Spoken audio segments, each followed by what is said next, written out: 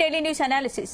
ముచ్చటగా మూడోసారి తెలంగాణలో గ్రూప్ 1 కు బ్రేక్ పడింది. టీజీఎస్పీఎస్సీ గతంలో ప్రకటించిన జనరల్ ర్యాంకింగ్ లిస్టును రద్దు చేస్తూ తెలంగాణ హైకోర్టు సంచలన తీర్పిచ్చింది.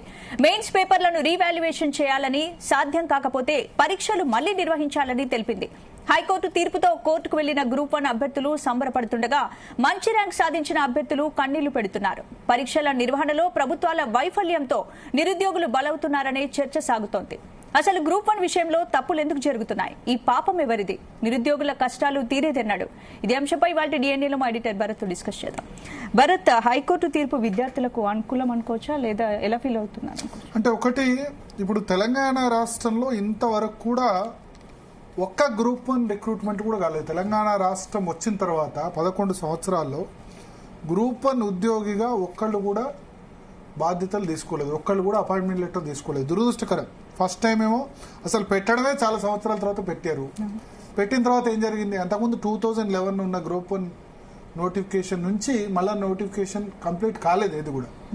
అది జరిగిన తర్వాత ఏం జరిగింది, ఎగ్జామ్ లీక్ అయింది. లీక్ అయిన తర్వాత మళ్ళీ సెకండ్ టైం ఎగ్జామ్ పెడితే దానిలో సరైన ప్రికాషన్ తీసుకోకుండా మళ్ళీ ప్రిలిమ్స్ రద్దు. మళ్ళీ ప్రభుత్వం వచ్చిన తర్వాత ప్రిలిమ్స్లో నుంచే వివాదాలు. తర్వాత ఇప్పుడు మెయిన్స్ వచ్చిన తర్వాత ఎగ్జామినర్స్కు ఎవరైతే పేపర్ దిద్దారో, వాల్యుయేషన్ చేశారో వాళ్ళకి సరైన అర్హతలు లేవన్న కారణంతో ఇప్పుడు హైకోర్టు దీన్ని మొత్తం అయితే మెయిన్స్ రీవాల్యుయేషన్ చేయండి, లేదంటే మళ్ళీ మెయిన్స్ పరీక్ష పెట్టండి, అంటే మళ్ళీ ప్రిలిమ్స్ నుంచి కాదు అని చెప్పింది. సో ఒక విధంగా గ్రూప్ 1 అంటే ఒక్కొక్కరు 3-4 సంవత్సరాలు వాళ్ళు చదువుతారు కంటిన్యూస్గా. ఐఏఎస్ లో సెలెక్ట్ కాని వాళ్ళు సెకండ్ ఆప్షన్ కింద గ్రూప్ 1 ఉంటుంది. సో ఆ పరిస్థితి, విద్యార్థులు సంవత్సరాల తరబడి ప్రిపేర్ అవుతున్నా ఆ ఒక్క నోటిఫికేషన్ కూడా ప్రభుత్వాలు కంప్లీట్ చేయలేకపోతున్నాయి, ఎగ్జామ్స్ కరెక్ట్ గా పెట్టలేకపోతున్నాయి. గ్రూప్ 1 పరీక్ష రీవాల్యుయేషన్ వల్ల ఎలాంటి ప్రయోజనం కలిగే అవకాశం ఉంది? అంటే రీవాల్యుయేషన్ మరి ఎట్లా చేస్తారు అన్నది కూడా చూడాలి ఇక్కడ. ఎందుకంటే ఇప్పుడు ఆల్రెడీ జనరల్ ర్యాంకింగ్ లిస్ట్ ఇచ్చారు, దానిలో రాని అభ్యర్థులకు దీనిలో వస్తే మళ్ళీ వాళ్ళ కోర్టులకు అయ్యే అవకాశం ఉంది. సో చర్చిద్దాం. మనతో పాటు చాలా మంది గెస్టులు ఉన్నారు. తెలంగాణ విఠల్ గారు జాయిన్ అవుతున్నారు. ఆయన మొదటి నుంచి కూడా ఈ గ్రూప్ 1 మెయిన్స్ లో వాల్యుయేషన్లో అవకతవకలు జరిగాయని ఆయన ఆరోపిస్తున్నారు. అదేవిధంగా మనతో పాటు స్టూడియోలో రవికుమార్ ఉన్నారు, ఇంద్రా నాయక్ ఉన్నారు, graduate MLC candidate Prasanna Harikrishna గారు జాయిన్ అవుతారు, తర్వాత మహేష్ గారు ఉన్నారు, అశోక్ సార్ కూడా చాలా ఫైట్ చేస్తున్నారు గ్రూప్ 1 మెయిన్స్ సంబంధించి. సో నేను ముందు తెలంగాణ విఠల్తో స్టార్ట్ చేస్తాను, ఎందుకంటే ఆయన ఈ ఉద్యమాన్ని లీడ్ చేస్తున్నారు గ్రూప్ 1 మెయిన్స్ సంబంధించి. ఆ రోజు ఎగ్జామ్ జరిగిన తర్వాత కూడా మన స్టూడియోకి వచ్చి ఆయన దీని గురించి మాట్లాడారు, క్యాండిడేట్స్ కూడా తీసుకొచ్చారు. విఠల్ గారు, సో భరత్ గారు నమస్కారం. ఏంది జీటీవీ ప్రేక్షకులకి, ప్రత్యేకంగా భరత్ గారికి గ్రూప్ 1 మీద మీరు పెట్టిన డిస్కషన్స్ గంటల తరబడి సుదీర్ఘంగా, నాకు తెలిసి 3-4 అవర్స్ డిస్కషన్ చాలా సార్లు పెట్టారు. ఆల్మోస్ట్ మేము తెలంగాణ ఉద్యమంలో కూడా కన్నీళ్లు పెట్టలే కానీ మీ ఛానల్లో కన్నీళ్లు పెట్టే పరిస్థితి వచ్చింది వీళ్ళ విద్యార్థులు నిరుద్యోగుల బాధ చూసి. గ్రూప్ 1 ఎగ్జామ్ అనేదే, సివిల్ సర్వీస్ ఎగ్జామ్ అనేది కనీసం ఒక 5 సంవత్సరాల పాటు ఒక పంచవర్ష ప్రణాళిక లాంటిది. సివిల్ సర్వీస్ ఏమో మనకి భారతదేశంలో 79 సంవత్సరాల్లో యూపీఎస్సీ అనేది ఒక స్టాండర్డ్ ఎగ్జామ్, ఎటువంటి ఆరోపణలు లేని ఏకైక ఎగ్జామ్ యూపీఎస్సీ. భారతదేశంలో ఉన్న అన్ని రాష్ట్ర ప్రభుత్వాలకి యూపీఎస్సీ మాన్యువల్లో యూపీఎస్సీ పద్ధతిలో ఎగ్జామ్స్ పెట్టమని చెప్పి ఆదర్శంగా ఏ స్టేట్ పబ్లిక్ సర్వీస్ కమిషన్ అయినా కూడా యూపీఎస్సీనే మోడల్ గా తీసుకుంటది. ఇక్కడ తెలంగాణ రాష్ట్రం ఏర్పడిన తర్వాత బంగారు తెలంగాణ అనే ఒక నినాదంలో ఎమ్మెల్యేలు పాలసీలు తయారు చేస్తే ఆ పాలసీలు ఎగ్జిక్యూట్ చేయడానికి మన రాష్ట్రానికి ఐఏఎస్ ల సంఖ్య జిల్లాలు ఎక్కువ ఏర్పడ్డాయి. ఎక్కువ మంది గ్రూప్ 1 అభ్యర్థులు 10 సంవత్సరాల్లో రిక్రూట్ చేసుకోవాల్సింది. మనం దురదృష్టవశాత్తు ఒక్క ఎగ్జామ్ కూడా కండక్ట్ చేయలేకపోయినాం. కేసీఆర్ ప్రభుత్వం 9.5 సంవత్సరాలు, ఇప్పుడు 2 సంవత్సరాలు. అంటే తెలంగాణ పోరాడి తెచ్చుకున్న తెలంగాణలో డీసెంట్రలైజేషన్ అనేది చాలా కీలకం. శ్రీకృష్ణ కమిషన్ నివేదికలోనే ప్రజల వద్దకు పాలన చేయాలి, పాలనలో భాగంగా అధికారులను ఎక్కువ పెంచుకోవాలి, జిల్లాల సంఖ్య పెరిగింది, మండలాల సంఖ్య పెరిగింది, ఆర్డీఓలు, డిప్యూటీ కలెక్టర్లు, డిఎస్పీలు చాలా మంది పెంచాల్సింది. మన ప్రభుత్వాలు పాలకుల నిర్లక్ష్యం వల్ల ఇప్పటికీ అసలు 10 సంవత్సరాల్లో కనీసం ఒక 5-6 గ్రూప్ 1 జరగాల్సి ఉండే. పక్కనున్న ఆంధ్రప్రదేశ్ లో జరిగినాయి, అన్ని రాష్ట్రాల్లో జరిగినాయి. ఇక్కడ 3 ప్రధాన లోపాలు కనబడుతున్నాయి. ఒకటి, రాజకీయ నాయకులు 6 నెలల్లో ఒక ఎమ్మెల్యే పోస్ట్ ఖాళీ అయితే వాళ్ళు ఎంత తొందరగా ఎమ్మెల్యే పోస్ట్, ఎంపీ పోస్ట్ నింపుకుంటారో పరిపాలనా వ్యవస్థ కూడా అంతకన్నా కీలకమైనది. ఒక ఎమ్మెల్యే 4 రోజులు లేట్ అయినా ఏం ప్రాబ్లం లేదు, కానీ ఒక జిల్లా స్థాయి అధికారి, ఒక డిఎస్పీ, ఆర్డీఓ స్థాయి అధికారి, ఒక ఐఏఎస్ లేకపోతే పాలనా యంత్రాంగం ఇమీడియట్ గా కుంటుపడుతుంది.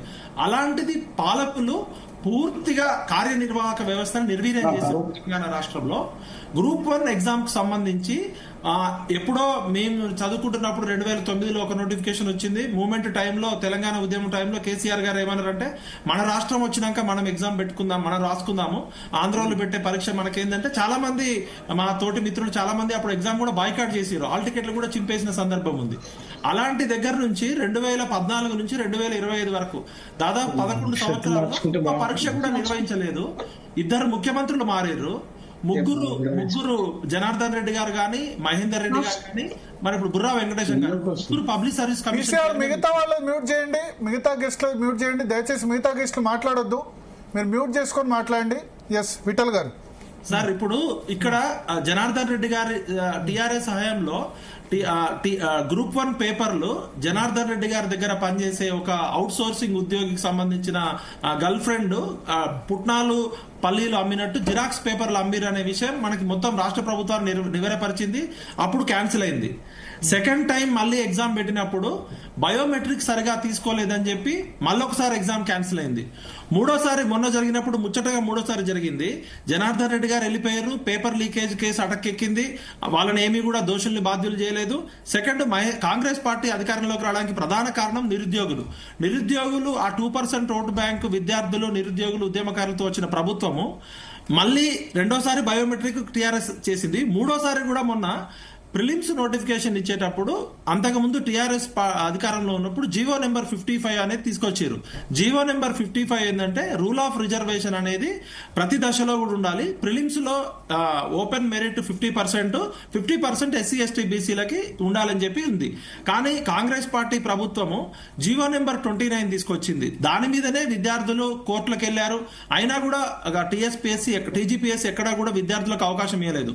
ఆ కోర్టు ఇప్పటికీ సుప్రీంకోర్టులో ఉంది. జీవో నెంబర్ 29 ని సుప్రీంకోర్టు గానీ హైకోర్టు గానీ ఇంకా కొట్టేయలేదు. మొన్న కూడా సుప్రీంకోర్టులో మరొక రిట్ పిటిషన్ పెట్టుకోమని చెప్పి లేటెస్ట్ గా కూడా ఉంది. నాకు బలమైన నమ్మకం ఉంది, జీవో నెంబర్ 29 అనేది ఖచ్చితంగా ఏదో ఒక రోజు సుప్రీంకోర్టు కొట్టేస్తుంది. ఎందుకంటే అది రాజ్యాంగ స్ఫూర్తికి విరుద్ధంగా ఉంది. ఆ విషయం పక్కకు పెట్టి కూడా 500 పోస్టులతో వచ్చిన ఒక నోటిఫికేషన్ ఏజ్ గానీ అప్పటి కాలపరిమితి పక్కకు పెట్టి 63 పోస్టులతో కాంగ్రెస్ పార్టీ ఆ 2 నోటిఫికేషన్లు వేరువేరు గీయాలి. అలాంటిది 2 క్లబ్ చేసి 563 నోటిఫికేషన్లతో కాంగ్రెస్ పార్టీ కొత్త నోటిఫికేషన్ ఇవ్వడం వల్ల ఫెయిర్ కాంపిటీషన్ అనేది పోయింది. ఒక ఆయన 40 ఏళ్ళు ఏజ్ రిలాక్సేషన్ ఉంటుంది, ఒక ఆయన 20 ఏళ్ళు ఆయన వస్తాడు. ఫ్రెష్ గ్రాడ్యుయేట్ కూడా ఇట్లా ఇవ్వడం వల్ల 63 పోస్టులకి అదనంగా ఇవ్వడం వల్ల దాదాపు 1,50,000 మంది అభ్యర్థుల పోటీ పెరిగింది. అక్కడ అనైతికం. అదే విధంగా ప్రిలిమ్స్ లో 11 క్వశ్చన్స్ తప్పు వచ్చినాయని ఉంది. తెలుగు అకాడమీ అనేది మనకి తెలుగు మీడియం పిల్లలకి స్టాండర్డ్ బుక్స్, డిగ్రీ గానీ పీజీ గానీ అది అప్రూవ్డ్ గవర్నమెంట్ పరంగా తెలుగు అకాడమీ అనేది స్టాండర్డ్ ప్రొఫెసర్స్. అట్లాంటిది వికీపీడియా అనేది స్టాండర్డ్ అని చెప్పింది. ఉదాహరణకి మన రాష్ట్రానికి ముఖ్యమంత్రి ఎవరంటే యనుమల రేవంత్ రెడ్డి ఒక ఆయన రాస్తాడు, ఒక ఆయన గుంపు మేస్త్రి. వికీపీడియాలో ఎవరైనా రాయొచ్చు. వికీపీడియా అనేది ఏ విధంగా సహేతుకత అనేది మనకు తెలుసు. అదే విధంగా ఇక్కడ ఇన్ని తప్పులు జరిగినాయని ఇన్ని కేసులు పడ్డా కూడా ఎక్కడా కూడా కోర్టు కొట్టేయక ముందే తొందరగా జనార్దన్ రెడ్డి పీరియడ్ అయిపోయింది. ఈయన 9 నెలలు సమయం ఉన్న మహేందర్ రెడ్డి గారిని, ఆయన 9 నెలలే ఉంది వయసు రీత్యా, అలాంటి ఒక పోలీస్ ఆఫీసర్ ని తీసుకురావడం వెనకనే Congress party first self goal చేసుకుంది. ఎందుకంటే కనీసం 3 సంవత్సరాల పదవీ కాలం ఉన్న టీజీపీఎస్సీ లాంటి రాజ్యాంగబద్ధ సంస్థకి 9 నెలల్లో ఇక్కడ వాళ్ళు ఏం చెప్పారంటే పోలీస్ కదా, పోలీస్ కాబట్టి పేపర్ లీకేజ్ అయితే ఆయన కాకుండా చూస్తాడు. అంతకుముందు పేపర్ లీకేజ్ అయింది కదా, కొంత ఆ విధంగా మిగతా చైర్మన్స్ అయితే విజిలెంట్ గా ఉండకపోవచ్చు, అందుకనే మహేందర్ రెడ్డిని పెట్టాము అండ్ మాజీ డీజీపీ కూడా కదా అని చెప్పారు. మీరు అడిగిన ప్రశ్న, మరి మహేందర్ రెడ్డి గారు ఆ పేపర్ లీకేజ్ దొంగల్ని పట్టుకోలే కదా, ఆయన పోలీస్ కాపు కదా. మరి పేపర్ లీకేజ్ దొంగలు ఇంకా బయటనే ఉన్నారు కదా, దానికి బాధ్యులు శిక్షించే కదా. ఇక్కడ నేను ఏమంటున్నా అంటే టీజీపీఎస్సీ లాంటి సంస్థకు కావాల్సింది అకాడమిక్ ఎక్స్పర్ట్స్ ప్లస్ పాలనా అనుభవము. అంతకుముందు గంటా చక్రపాణి గారు ఉన్నారు. చాలా రాష్ట్రాల్లో పోలీసులు ఐఏఎస్లు ఐపీఎస్లే లేరు, సబ్జెక్ట్ ఎక్స్పర్ట్స్ ఉన్నారు, లేకపోతే నీతి నిజాయితీ నిబద్ధత ఉన్న టాప్ అకాడమిషియన్స్ కూడా ఉన్నారు. నేను ఇక్కడ ఏమంటున్నా అంటే మహేందర్ రెడ్డి గారు వచ్చినప్పుడు చాలా సార్లు మేము టీజీపీఎస్సీ ఆఫీస్కి వెళ్తే పోలీసులు 100 మంది పోలీసులు ఉండేవాళ్ళు టీజీపీఎస్సీ ఆఫీస్ చుట్టూ. అదేమన్నా అది డిబేటు, డిస్కషన్, డైలాగ్ ఉండాలి, గ్రివెన్స్ సెల్ ఉండాలి. మీ పిల్లలు ఏమన్నా అడిగితే ర్యాపిడ్ యాక్షన్ ఫోర్స్ పెట్టి అశోక్ నగర్ లో అర్ధరాత్రి అమ్మాయిలు ఎత్తుకుపోయిన సందర్భంలో నేను, పృథ్వీ, మన అక్కడ ఉన్న ఉద్యమకారులు అశోక్ వీళ్ళంతా కూడా ఇబ్బంది పడ్డ సందర్భాలు ఉన్నాయి. కేసీఆర్ గారేమో తార్నాకట్టు, విద్యానగర్ వరకు బంధించిండు. కాంగ్రెస్ రావాలి, మార్పు రావాలి అని వస్తే ఈయన అశోక్ నగర్ కోచింగ్ సెంటర్లలో చదువుకుంటున్న అమ్మాయిల్ని కూడా పార్కుల్లో బంధించారు. ఇక్కడ ప్రధానంగా 3 లోపాలు ఉన్నాయి. టీజీపీఎస్సీ అనేది తన పని తాను చేయకుండా టీజీపీఎస్సీ మాట్లాడాల్సిన సందర్భంలో పొన్నం ప్రభాకర్ గారో లేకపోతే పిసిసి అధ్యక్షుడు మహేష్ కుమార్ గౌడ్ గారు మాట్లాడుతున్నారు. ఇది రాజ్యాంగబద్ధ సంస్థ, ముఖ్యమంత్రి గారు కూడా మాట్లాడకూడదు, మంత్రి కూడా మాట్లాడకూడదు. 30,000 మంది పిల్లలు మాకు అన్యాయం జరిగిందని రోడ్డు మీదకి ఎక్కితే ఆ రోజు మంత్రివర్గ ఉపసంఘం ఒక కమిటీ వేసింది, హై లెవెల్ కమిటీ అని. 4 గంటలు చర్చలు జరిపి ఏ మంత్రి మాట్లాడకుండా, టీజీపీఎస్సీ కనీసం ప్రెస్ నోట్ కూడా ఇవ్వకుండా ఒక పిసిసి అధ్యక్షుడు మహేష్ కుమార్ గౌడ్ గారు టీజీపీఎస్సీ గురించి మాట్లాడతారు. అసలు ఇక్కడనే అర్థమవుతుంది టీజీపీఎస్సీ వ్యవస్థలో రాజకీయ నాయకుల ప్రమేయం ఉందనేది స్పష్టంగా అర్థమవుతుంది. ఇంతవరకు ఇంత గొడవ జరుగుతుంది. 5 పిల్లలు చనిపోయారు సార్ భరత్ గారు. 5 ఇప్పుడు ఈ తప్పు ఎవరు బాధ్యత వహించాలి?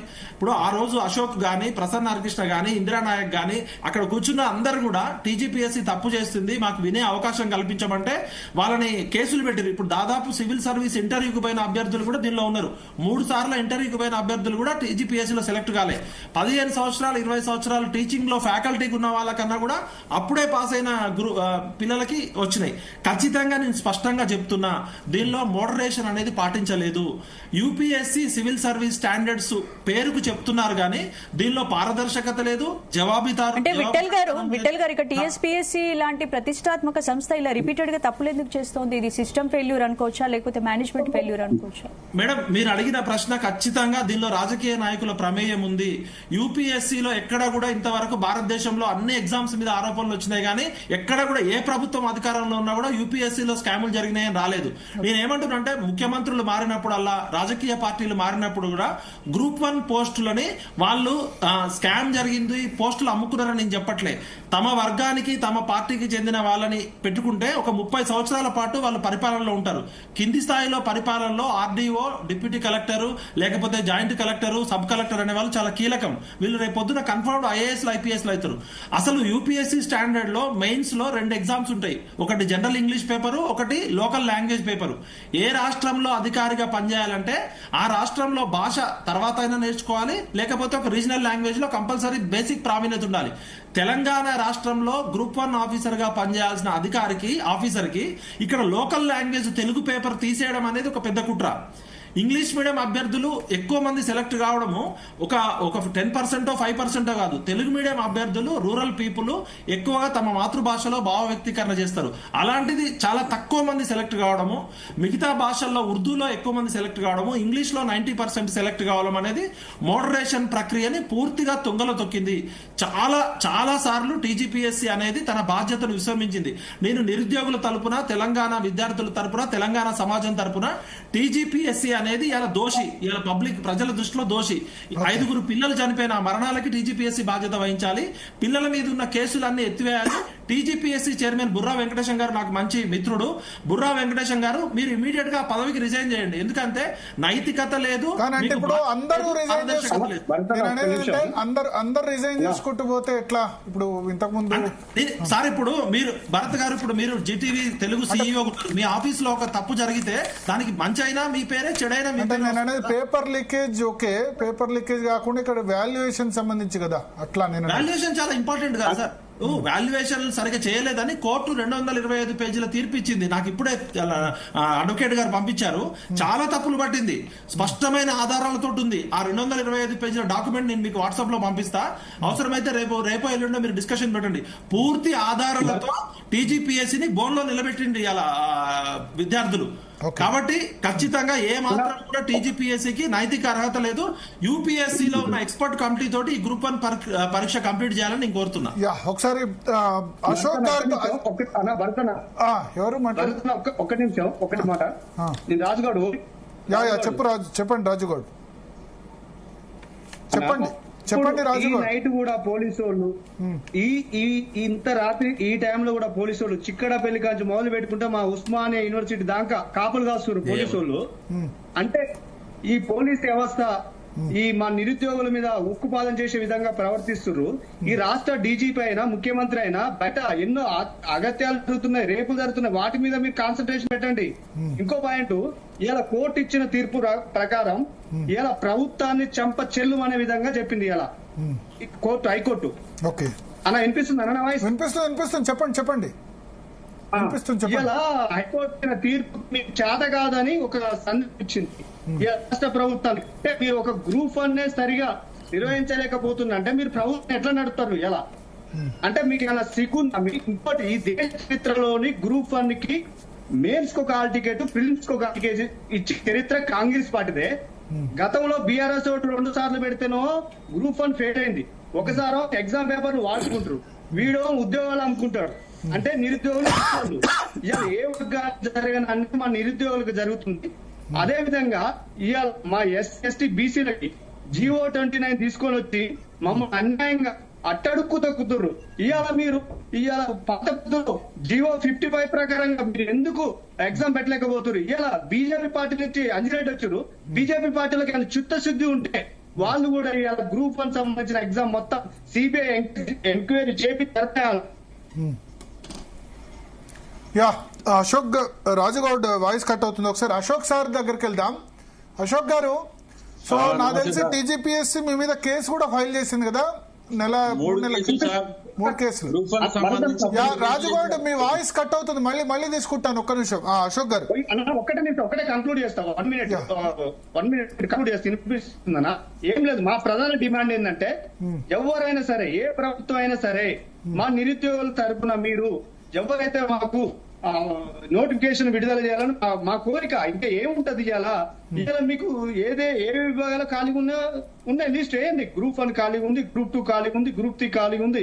మీరు ప్రభుత్వాలు వచ్చి కూడా ఏం ప్రయోజనం ఉంది? మాకు న్యాయం చేయలేకపోతున్నారు, మీరు న్యాయం చేయలేకపోతున్నారు.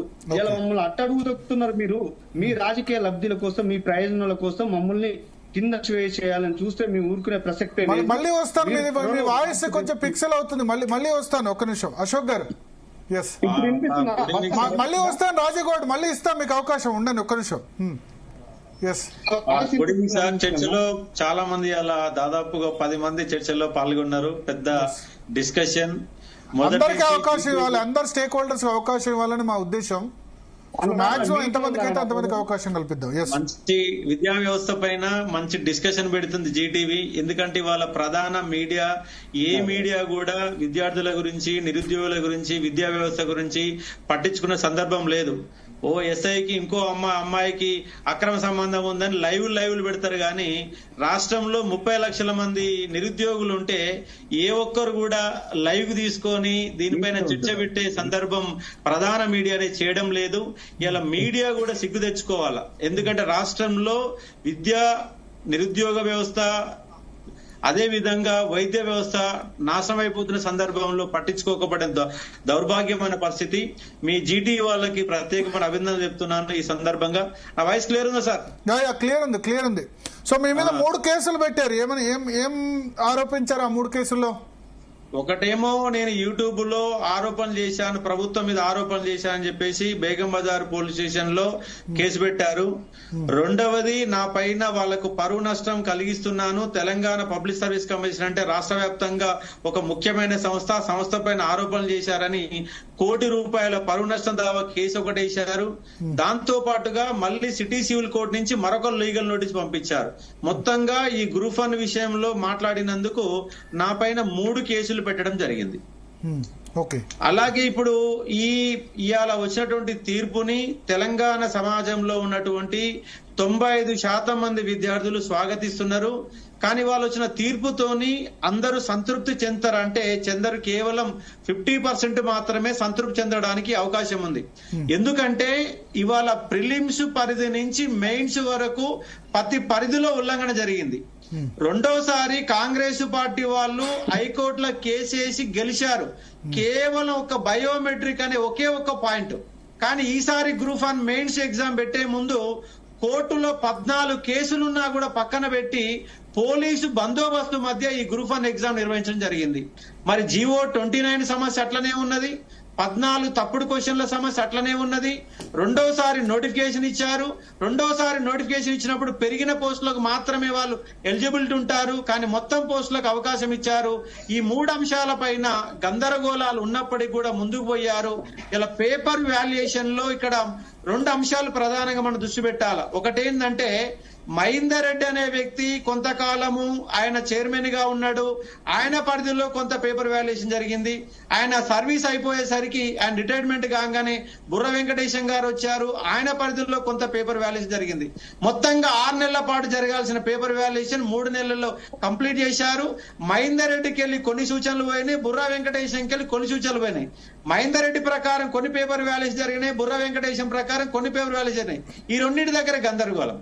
మరొక అంశం ఏంటంటే జేఎల్స్ ఇవాళ పేపర్లు దిద్దిన వాళ్ళందరూ కూడా జూనియర్ లెక్చరర్ నుంచి డిగ్రీ కాలేజ్ లెక్చరర్ గా ప్రమోషన్ పొందిన వాళ్ళే, వాళ్ళు ఎలిజిబుల్ కాదని నేను చెప్పడం లేదు. కానీ జేఎల్ ఎగ్జామ్ రాసిన వాళ్ళందరూ దాదాపుగా 95% మంది లెక్చరర్లు తెలుగు మీడియంలో చదువుకున్నవారు. తెలుగు మీడియంలో చదువుకున్న కారణంగా వాళ్ళు డిఎల్ ప్రమోషన్ పొందారు తప్ప ఇంగ్లీష్ లో ప్రమోషన్ పొందలేదు. దాని కారణంగా ఇంగ్లీష్ మీడియం వాళ్ళు ఏం రాశారు, కర్సివ్ రైటింగ్ లో అందంగా నీట్ గా రాశారు. ఆ కర్సివ్ రైటింగ్ ఈ జేఎల్ నుంచి డిఎల్ ప్రమోషన్ పొందినటువంటి మా అధ్యాపకులకు అర్థం కాని కారణంగా సరే నీకు అర్థం కాక మార్కులు తక్కువ వేశారంట అన్నటువంటి భావజాలంతో వాళ్ళకి 5 మార్కులు వేసే కాడ 6 మార్కులు వేశారు. అట్లా 70 క్వశ్చన్లు ఉంటాయి. 70 క్వశ్చన్లకు ఒక్కొక్క మార్క్ ఎక్కువ వేసిన కారణంగా 70 మార్కులు ఎక్కువ వచ్చినాయి. మీ దగ్గర బ్రేకప్ ఉందా? ఇప్పుడు ఫైనల్ గా సెలెక్ట్ అయిన జనరల్ ర్యాంకింగ్ లిస్ట్ లో తెలుగు మీడియం ఇంగ్లీష్ మీడియం విద్యార్థుల రేషియో ఎంత ఉంది? తెలుగు మీడియం వాళ్ళు 9.95% సెలెక్ట్ అయ్యారని తెలంగాణ పబ్లిక్ సర్వీస్ కమిషన్ మొన్న కోర్టు వాదనల సందర్భంగా కోర్టుకు సమర్పించినటువంటి 90% ఇంగ్లీష్ మీడియం, 90% ఒక 0.2% మాత్రమే ఉర్దూ మీడియము, 9.95% తెలుగు మీడియము, 90% మంది ఇంగ్లీష్ మీడియం. కానీ ఇక్కడ గమ్మత్ ఏంటంటే ఫిలిమ్స్ స్థాయిలో తెలుగు మీడియం వాళ్ళు సెలెక్ట్ అయింది 40% మంది సెలెక్ట్ అయితే ఇంగ్లీష్ మీడియం వాళ్ళు 60%. మరి 40% మంది తెలుగు మీడియం వాళ్ళు సెలెక్ట్ అయినప్పుడు వీళ్ళకి రేషియో కూడా 40% ఉండాలి కదా. అంటే ఫిలిమ్స్ రాయడానికి దమ్మున్నటువంటి వీళ్ళల్లో మెయిన్స్ రాయడానికి దమ్ము ఉండదా? అట్లాగే మరొక అంశం ఏంటంటే ఒక గ్రూప్ 1 లో మాత్రమే ఇంగ్లీష్ మీడియం వాళ్ళు సెలెక్ట్ అయ్యారు. అదే గ్రూప్ 2 లో చూస్తే 85% మంది తెలుగు మీడియం వాళ్ళు ఉంటారు. గ్రూప్ 3 లో 85% మంది తెలుగు మీడియం వాళ్ళు ఉంటారు. గ్రూప్ 4 లో 80% మంది తెలుగు మీడియం వాళ్ళు ఉంటారు. ఒక గ్రూప్ 1 లోనే పైకెళ్ళి ఊసిపడ్డారా ఇంగ్లీష్ మీడియం వాళ్ళు? తెలుగు మీడియం వాళ్లకు రాయడం రాదా, అక్షర దోషాలు తెలియకుండా దిద్దుతున్నారు. అంటే ఇక్కడ జరుగుతున్నటువంటి పొరపాటు ఏంటంటే పేపర్ వాల్యుయేషన్ లో పొరపాటు జరుగుతుంది. కాబట్టి ఇవాళ ఉన్నటువంటి ప్రభుత్వాలు ఏవేవో సూచనలు ఇస్తూ తెలంగాణ పబ్లిక్ సర్వీస్ మ్యానిపులేట్ చేస్తున్నారు. ఒక రాజ్యాంగబద్ధ సంస్థని వీళ్ళు పక్కదారి పట్టించే ప్రయత్నం చేస్తున్నారు. ఇంగ్లీష్ మీడియం స్టూడెంట్స్ బీటెక్ తర్వాత ఈ బ్యాక్గ్రౌండ్ నుంచి వచ్చిన వాళ్ళు ఉంటారా? లేదు సార్, ఫస్ట్ నుంచి బీటెక్ బ్యాక్గ్రౌండ్ ఉన్న వాళ్ళు 10th క్లాస్ వరకు ఇంటర్మీడియట్ వరకు తెలుగు మీడియం చదివి ఉంటారు. నిజంగా ప్యూర్లీ ఇంగ్లీష్ మీడియం చదివిన వాళ్ళు ఎంతమంది ఒక 10% కంటే ఎక్కువ ఉంటారు. ఇక్కడ జరిగినటువంటి మరొక ఇబ్బంది ఏంటంటే ఫస్ట్ ఫిలిమ్స్ రాసినప్పుడు 70% మంది తెలుగు మీడియం వాళ్ళు పాస్ అయ్యారు. రెండోసారి ఫిలిమ్స్ పెట్టినప్పుడు 60% పైగా తెలుగు మీడియం వాళ్ళే పాస్ అయ్యారు. ఈ 2 సార్లు అలసిపోయి 3వ సారి ప్రిపేర్ కాకుండానే తెలుగు మీడియం వాళ్ళు ఎగ్జామ్ రాశారు. కానీ 3వ సారి ఏమైంది, కొత్తగా నోటిఫికేషన్ మళ్ళీ ఇచ్చిన కారణంగా అప్పుడే పాస్ అయినటువంటి డిగ్రీ అప్పుడే పాస్ అయ్యి బీటెక్ అప్పుడే పాస్ అయినట్టు ఇంగ్లీష్ మీడియం వాళ్ళు ఎక్కువ మంది ఎగ్జామ్ కి అప్లై చేసుకున్నారు. వాస్తవంగా వాళ్ళకి ఎలిజిబిలిటీ ఎంత 63 పోస్టులకే 60 పోస్టులకే ఎలిజిబుల్ ఉండాలి. 60 పోస్టులకు ఎలిజిబుల్ ఉండకుండా 563 ఇక్కడ కూడా తప్పిదం జరిగింది. అంటే 3వ సారి ఎగ్జామ్ పెట్టినప్పుడు ఏంటంటే 2 సార్లు అప్పటికి అలసిపోయినటువంటి వీళ్ళు 3వ సారికి వీళ్ళు ఎగ్జామ్ పెడతారా పెట్టక నమ్మకం రాలే. పైగా ఎగ్జామ్ ముందు కూడా పోస్ట్ పోన్ అవుతుందని ఒక గందరగోళం చెలరేగిన కారణంగా అసలు పోస్ట్ పోన్ అయిద్దని చెప్పేసి 90% మంది విద్యార్థులు అదే దాంట్లో ఉన్నారు. కానీ ఈ గవర్నమెంట్ ఏం చేసింది, మీ మన్నని అధికారంలో వచ్చిన మా అంత తురుంకాళ్ళు ఎవరు లేరు అన్నట్టుగా వీళ్ళు పోలీసు బందోబస్తు మధ్య ఒకవైపు ఏమాడ ఉద్యమం నడుస్తుంది, 14 కేసులు కోర్టులో నడుస్తున్నాయి. ఇవన్నీ గందరగోళాలు ఉండగా మాకు మించిన మగోడు ఎవరు లేడు అన్నట్టుగా, అంటే ఈ భాషను మాట్లాడకూడదు కానీ రేవంత్ రెడ్డి భాషలో మాట్లాడాల్సిన తప్పనిసరి పరిస్థితి ఏర్పడింది. ఎందుకంటే రేవంత్ రెడ్డి ప్రతి మీటింగులో అబద్ధాలు మాట్లాడుతున్నారు. మేము ఎగ్జామ్ నిర్వహించిన ఇప్పుడు ఏమైంది, అడ్డంగా ఆగమైపోయింది. ఇప్పటికైనా ప్రభుత్వం సిగ్గు తెచ్చుకొని మళ్ళీ మేము డివిజన్ పెంచిపోతాం, ఆడిపోతాం, ఈడిపోతాం అంటే వాళ్ళ రాష్ట్రంలో నిరుద్యోగులు 30 లక్షల మంది వ్యతిరేకంగా ఉన్నారు. ఇప్పటికైనా తెలుగు మీడియం ఒక క్వశ్చన్ సూటిగా అడుగుతున్నా, తెలుగు మీడియం ఇంగ్లీష్ మీడియం ను బ్యాలెన్స్ చేయడం ఎట్లా? నెక్స్ట్ చేయాలంటే తెలుగు మీడియంలో యూపీఎస్సీలో అది చేస్తారు కదా, దాన్ని ఏమంటారు, నార్మలైజేషన్. ఆ నార్మలైజేషన్ ఈ తెలుగు మీడియం ఇంగ్లీష్ మీడియం కూడా రేషియో ఉండాలా? ఎందుకంటే ఇది రాబోయే రోజుల్లో పెద్ద సమస్య అవుతుంది. రాబోయే రోజుల్లో చాలా పెద్ద సమస్య. నాకు తెలిసిందంటే 30-35 ఇయర్స్ దాటిన వాళ్ళు మెజారిటీ తెలుగు మీడియం ఉంటారు. ఫ్రెషర్స్ 22 సంవత్సరాలు దాటిన వాళ్ళు ఇంగ్లీష్ మీడియం ఉంటారు. ఎందుకంటే ఆ జనరేషన్ లో ఇంగ్లీష్ మీడియం చదవలేదు. మేము కూడా డిగ్రీ వరకు తెలుగు మీడియమే, డిగ్రీలో ఇంగ్లీష్ మీడియం, జర్నలిజం లో ఎగ్జాంపుల్ చెప్పేసారు. ఒక చిన్న ఎగ్జాంపుల్ చెప్తాను. నా దగ్గర తెలంగాణ ఉద్యమ చరిత్రని 2 అభ్యర్థులు తీసుకున్నారు. ఒక ఆయన ఇంగ్లీష్ మీడియం ఆయన తీసుకున్నాడు, ఒక ఆయన తెలుగు మీడియం తీసుకున్నాడు. నేను చెప్పింది తెలుగు మీడియం చెప్పిన. తెలుగు మీడియంలో క్లాసీని ఇంగ్లీష్ మీడియంలో రాసిన క్యాండిడేట్ కి 98 మార్కులు వచ్చినాయి. ఆయన ఇలా పేరు లిస్ట్ లో ఉంది. తెలుగు మీడియంలోనే నా దగ్గర క్లాసులని తెలుగు మీడియంలో ఎగ్జామ్ రాసిన క్యాండిడేట్ 47 మార్కులు వచ్చినాయి. అంటే తెలుగు మీడియంలో ఉన్న క్యాండిడేట్ తెలుగు మీడియంలో బాగా రాస్తాడా, తెలుగు మీడియంలో అంటే ఇంగ్లీష్ మీడియంలో ట్రాన్స్లేట్ చేసుకున్న క్యాండిడేట్ బాగా రాస్తారా మీరు చెప్పండి. ఓకే ఓకే సార్, భరత్ గారు మీరు అడిగిన ప్రశ్న, యూపీఎస్సీ, నేను రీసెర్చ్ కోర్టు తీర్పు వచ్చినాక కొంతమంది అడ్వకేట్స్ తో కూడా మాట్లాడాను. గతంలో యూపీఎస్సీ స్కేలింగ్ పాటించేది. స్కేలింగ్ వల్ల కొంతమందికి అన్యాయం జరుగుతుందని చెప్పి భారతదేశంలో ఉన్న అన్ని కాంపిటేటివ్ ఎగ్జామ్స్, పెద్ద కాంపిటేటివ్ ఎగ్జామ్స్ కూడా మోడరేషన్ అనేది చేసింది. మోడరేషన్ ఏంటంటే లాంగ్వేజ్ కావచ్చు, సబ్జెక్ట్ కావచ్చు, ఏజ్ కావచ్చు, రీజన్ కావచ్చు. అంటే ఇంత లక్షల మంది రాసే పోటీ పరీక్షలో సామాజిక, ఆర్థిక, రాజకీయ బ్యాక్గ్రౌండ్స్ గానీ, ఇంగ్లీష్ మీడియం గానీ, రీజనల్ లాంగ్వేజ్ గానీ, ఇప్పుడు ఆంథ్రోపాలజీ, సోషియాలజీ, పబ్లిక్ యాడ్ అనేది సివిల్స్ లో స్కోరింగ్ ఎక్కువ ఉంటుంది. అన్ని సబ్జెక్టులకి, అన్ని ఏజ్ వాళ్ళకి, అన్ని భాషల వాళ్ళకి సమ ప్రాధాన్యత ఇచ్చే విధంగా మోడరేషన్ అనేది సైంటిఫిక్ పద్ధతి.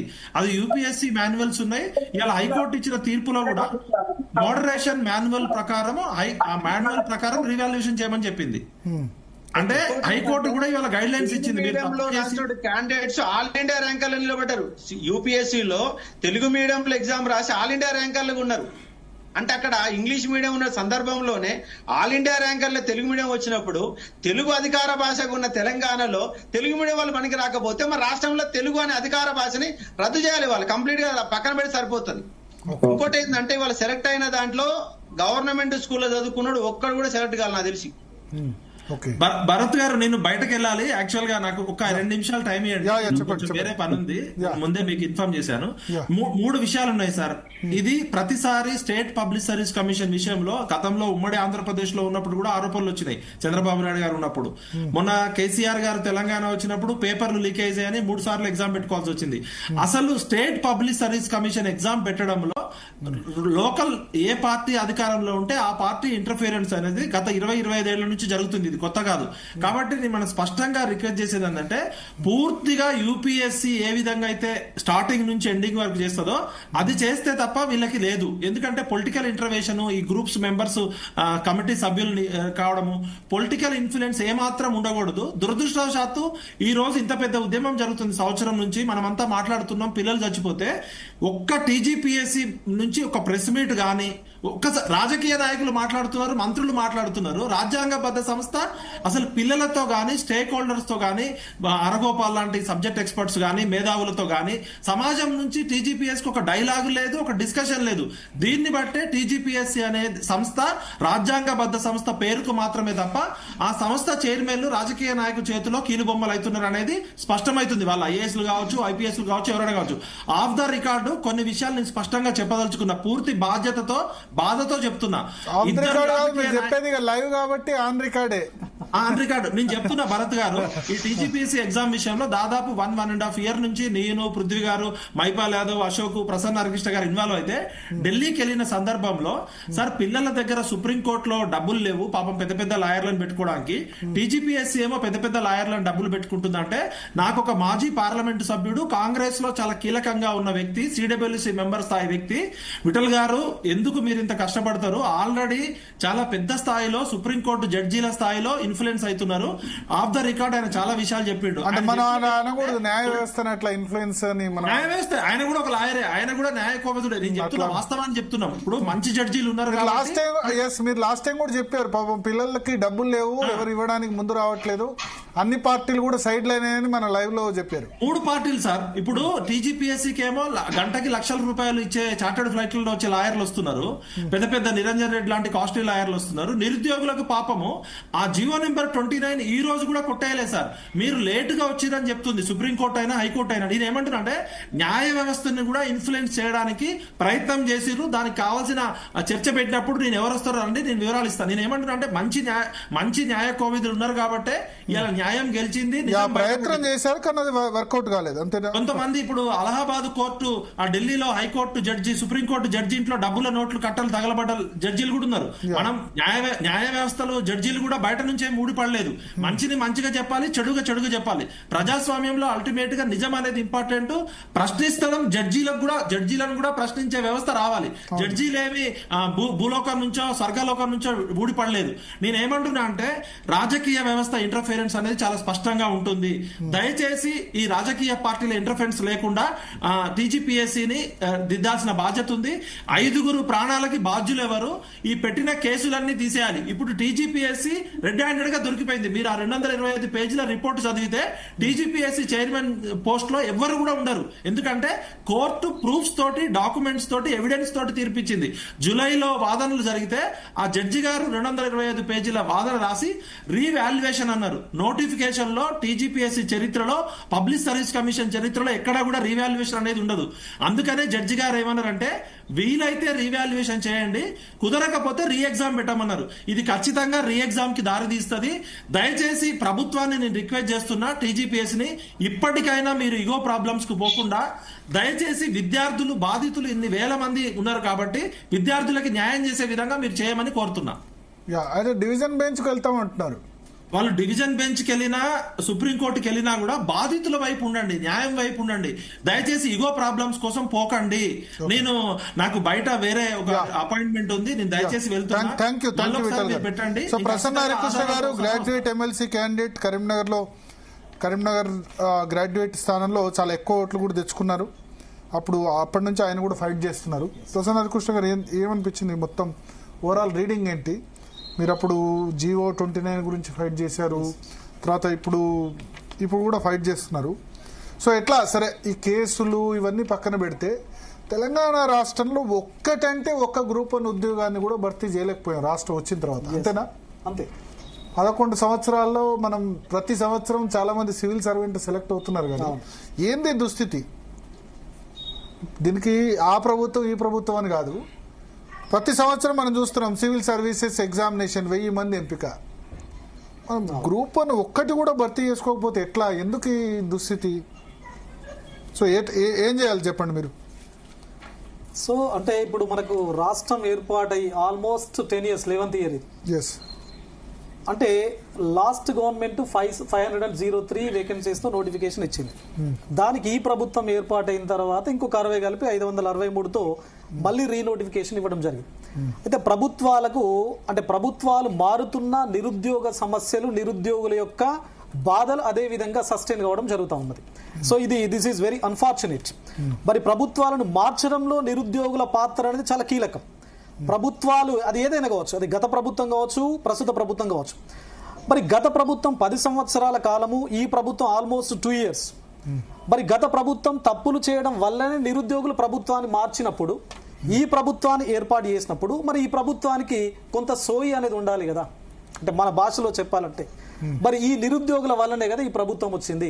ఇక్కడ కూర్చున్న వాళ్ళే కదా బస్సు యాత్రలు చేసింది. నార్త్ తెలంగాణ పేరుతో ఒక బస్సు యాత్ర, సౌత్ తెలంగాణ పేరుతో ఒక బస్సు యాత్ర చేసింది. మరి ఈ ప్రభుత్వం వచ్చిన తర్వాత గత ప్రభుత్వం ఎక్కడైతే తప్పిదాలు చేయడం జరిగిందో, వాస్తవానికి ఇంతకుముందు మేడం అడిగారు ఎందుకు టీజీపీఎస్సీ రిపీటెడ్ గా బ్లేమ్ అవుతుంది, అసలు ఏంటి, ఏం సమస్య ఉంది టీజీపీఎస్సీలో? ఇప్పుడు గత ప్రభుత్వం మారడానికి, గ్రూప్ 1 పేపర్ లీకేజ్ కావడానికి, అంటే పేపర్ను జస్ట్ టీజీపీఎస్సీ ఆఫీస్లోనే ప్రింట్అవుట్లు తీసుకొని మనకు బజ్జీలు మిరపకాయల్లాగా అమ్ముకునేటువంటి పరిస్థితి ఉన్నప్పుడు అక్కడ హ్యూమన్ రిసోర్సెస్ ఎంప్లాయీస్ ప్రాపర్గా లేవనే కదా. ఇప్పుడు కేరళ పబ్లిక్ సర్వీస్ కమిషన్ చూస్తే అత్యధిక మొత్తంలో ఆల్మోస్ట్ ఒక 200+ ఎంప్లాయీస్ ఓన్లీ ఆఫీస్లో పనిచేస్తూ ఉంటారు. మరి మన టీజీపీఎస్సీ ఆఫీస్లో ఎంతమంది ఉద్యోగులు పనిచేస్తున్నారు, అందులోపల అవుట్ సోర్సింగ్ ఎంతమంది ఉన్నారు, అందులోపల కాంట్రాక్ట్ బేస్ మీద ఎంతమంది పనిచేస్తున్నారు, ఎంతమంది రెగ్యులర్ ఎంప్లాయీస్ పనిచేస్తున్నారు అంటే అక్కడ పనిచేస్తున్నటువంటి నేపథ్యం చాలా బలంగా ఉంటే మనకు వర్క్ డిలే కాదు, నోటిఫికేషన్స్ డిలే కావు. అంటే ఎప్పుడైతే గవర్నమెంట్ నుంచి ఇండెంట్ టీజీపీఎస్సీకి అందడం జరిగిందో వాళ్ళు చకచకా పనులు కనుక చేసినట్లయితే నోటిఫికేషన్ లోపల డిలే కాకుండా, ఎగ్జామినేషన్ ప్రాసెస్ లోపల డిలే కాకుండా ఎగ్జామినేషన్ ఫేర్గా కండక్ట్ చేసి రిజల్ట్స్ ఫేర్గా ఇచ్చేటువంటి అవకాశం ఉంటుంది. భరత్ గారు చాలా అన్ఫార్చునేట్ థింగ్ ఏంటంటే నాకు ఇంతకు ముందు తెలిసింది, ఇప్పుడు మనకి ఈ గ్రూప్ 1 ఇష్యూ ఏదైతే ఉందో మనం వాస్తవానికి ఈ గ్రూప్ 1 ఇష్యూ వచ్చినప్పుడు జీ తెలుగు న్యూస్ అనేది మొట్టమొదటి ఛానల్, డిబేట్ పెట్టినటువంటి మొట్టమొదటి ఛానల్. ఆ డిబేట్ కు నేను వచ్చాను, ఇంతకు ముందు మన విఠల్ బాయ్ కూడా ఇద్దరం ఇక్కడ హాజరు కావడం జరిగింది. అప్పుడు కూడా చాలా స్పష్టంగా నేను చెప్పాను, evaluation it self is wrong అని చెప్పేసి. అంటే జేఎన్టీయూ లోపల జరిగినటువంటి ఇవాల్యుయేషన్ ఏదైతే ఉందో అంటే ineligible professors or assistant professors చేత పేపర్ను ఇవాల్యుయేట్ చేయించడం, ఏ పేపర్ను ఇవాల్యుయేట్ చేయించాలో ఆ కన్సర్న్ సబ్జెక్టుతో సంబంధం లేకుండా, ఓరియంటేషన్తో సంబంధం లేకుండా ఇవాల్యుయేషన్ చేయించినటువంటి పరిస్థితి తలెత్తింది. కాబట్టి కోట్ల మెట్లు నిరుద్యోగులు ఎక్కడం జరిగింది అని చెప్పేసి గతం లోపల మనం చాలా రకాల డిస్కషన్స్ చేశాం. మరి దాని కారణంగా దీని కారణంగా ఇప్పుడు కంప్లీట్గా అంటే 3 నెలల లోపల దిద్దడం వల్ల ఇప్పుడు 6 నెలలు ఆల్మోస్ట్ మార్చ్ 9th రోజు మనకు గ్రూప్ 1కి సంబంధించినటువంటి రిజల్ట్ ఇచ్చారు. మార్చ్ అంటే దిస్ ఈజ్ సెప్టెంబర్ 9th, అంటే 6 నెలల టైము వృధా. ఇక్కడ టైం అనేది పక్కన పెట్టినట్లయితే కొన్ని లక్షల మంది నిరుద్యోగులు మానసిక వ్యధకు లోను కావడం జరిగింది. అంటే ఇది చావు కన్నా దారుణం. ఇప్పుడు ఒక పరీక్ష కోసం ఎన్ని సంవత్సరాలు వెయిట్ చేస్తున్న నిరుద్యోగుల బాధ పరిస్థితి ఎస్ అండి. ఇప్పుడు 2011 లోపల లాస్ట్ నోటిఫికేషన్ ఉంటుంది. గత ఎప్పుడో మన ఉమ్మడి ఆంధ్రప్రదేశ్ లోపల ఉన్నప్పుడు గ్రూప్ 1కి సంబంధించిన నోటిఫికేషన్ ఇచ్చారు. తెలంగాణ రాష్ట్రం ఏర్పాటైన తర్వాత ఇప్పటి వరకు నోటిఫికేషన్ లేదు. ఈ నోటిఫికేషన్ 3.0 అంటే 3 సార్లు ప్రిలిమ్స్ జరిగింది, ఒకసారి మెయిన్స్ జరిగింది. ఆ మెయిన్స్ లోపల జరిగినటువంటి పేపర్ ఇవాల్యుయేషన్ ప్రాసెస్ ఏదైతే ఉందో అది సరైన విధంగా లేదు అని చెప్పేసి ఉద్దేశంతోనే కోర్టులో ఈ రోజు జడ్జిమెంట్ రావడం జరిగింది. ఆ జడ్జిమెంట్ కూడా చాలా క్లియర్ గా చెప్పారు. హానరబుల్ హైకోర్ట్ ఆఫ్ తెలంగాణ ఏం చెప్పారు అంటే రూల్స్ వర్ నాట్ ఫాలోడ్ అని చెప్పేసి అన్నారు. అదొక్కటి చాలండి. 222 పేజీలకు సంబంధించినటువంటి జడ్జిమెంట్ కాపీ ఇప్పుడే ఇంతకుముందే వచ్చింది.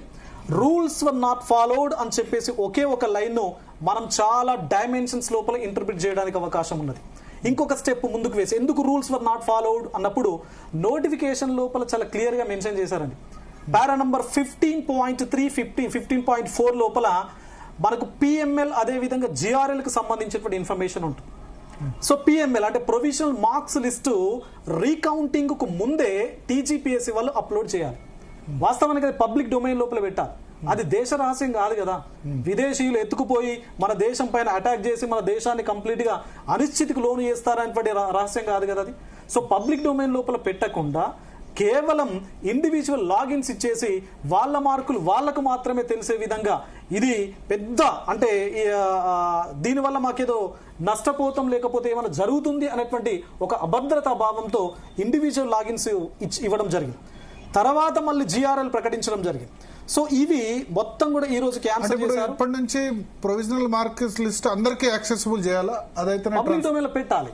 యూపీఎస్సీ పెడుతుంది. ఇప్పుడు ఎందుకు పెట్టాలి అని చెప్పేసి నేను అంటున్నానంటే ప్రొవిజనల్ మార్క్స్ లిస్ట్ గనక పబ్లిక్ డొమైన్ లో పెడితే ఎవరైతే రికౌంటింగ్ కట్టే వాళ్ళు ఉన్నారో first provisional marks list for example మీరు రాశారు, నేను రాశాను, నాకు 100కు 70 మార్కులు వచ్చాయి, మీకు 100కి 80 మార్కులు వచ్చాయి. మీరు రీకౌంటింగ్ కట్టారు, నేను రీకౌంటింగ్ కట్టాను. కట్టిన తర్వాత మీ 80 నుంచి 95 పెరిగాయి అనుకోండి, నా 70 నుంచి 75 పెరిగాయి అనుకోండి.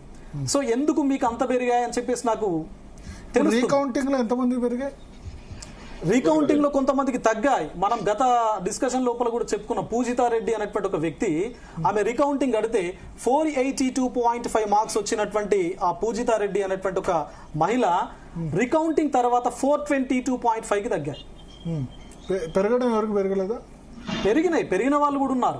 రీకౌంటింగ్ అంటే ఓన్లీ మార్క్స్ అంటే ఆల్రెడీ ఒక క్వశ్చన్ కి ఎన్ని మార్క్స్ పోస్ట్ చేయడం జరిగింది, అవి ఒకవేళ కౌంటింగ్ లో రాంగ్ ఉంటే వాటిని మాత్రమే కౌంట్ చేయడం జరుగుతుంది, మళ్ళీ పోస్టింగ్ చేస్తూ ఉంటారు.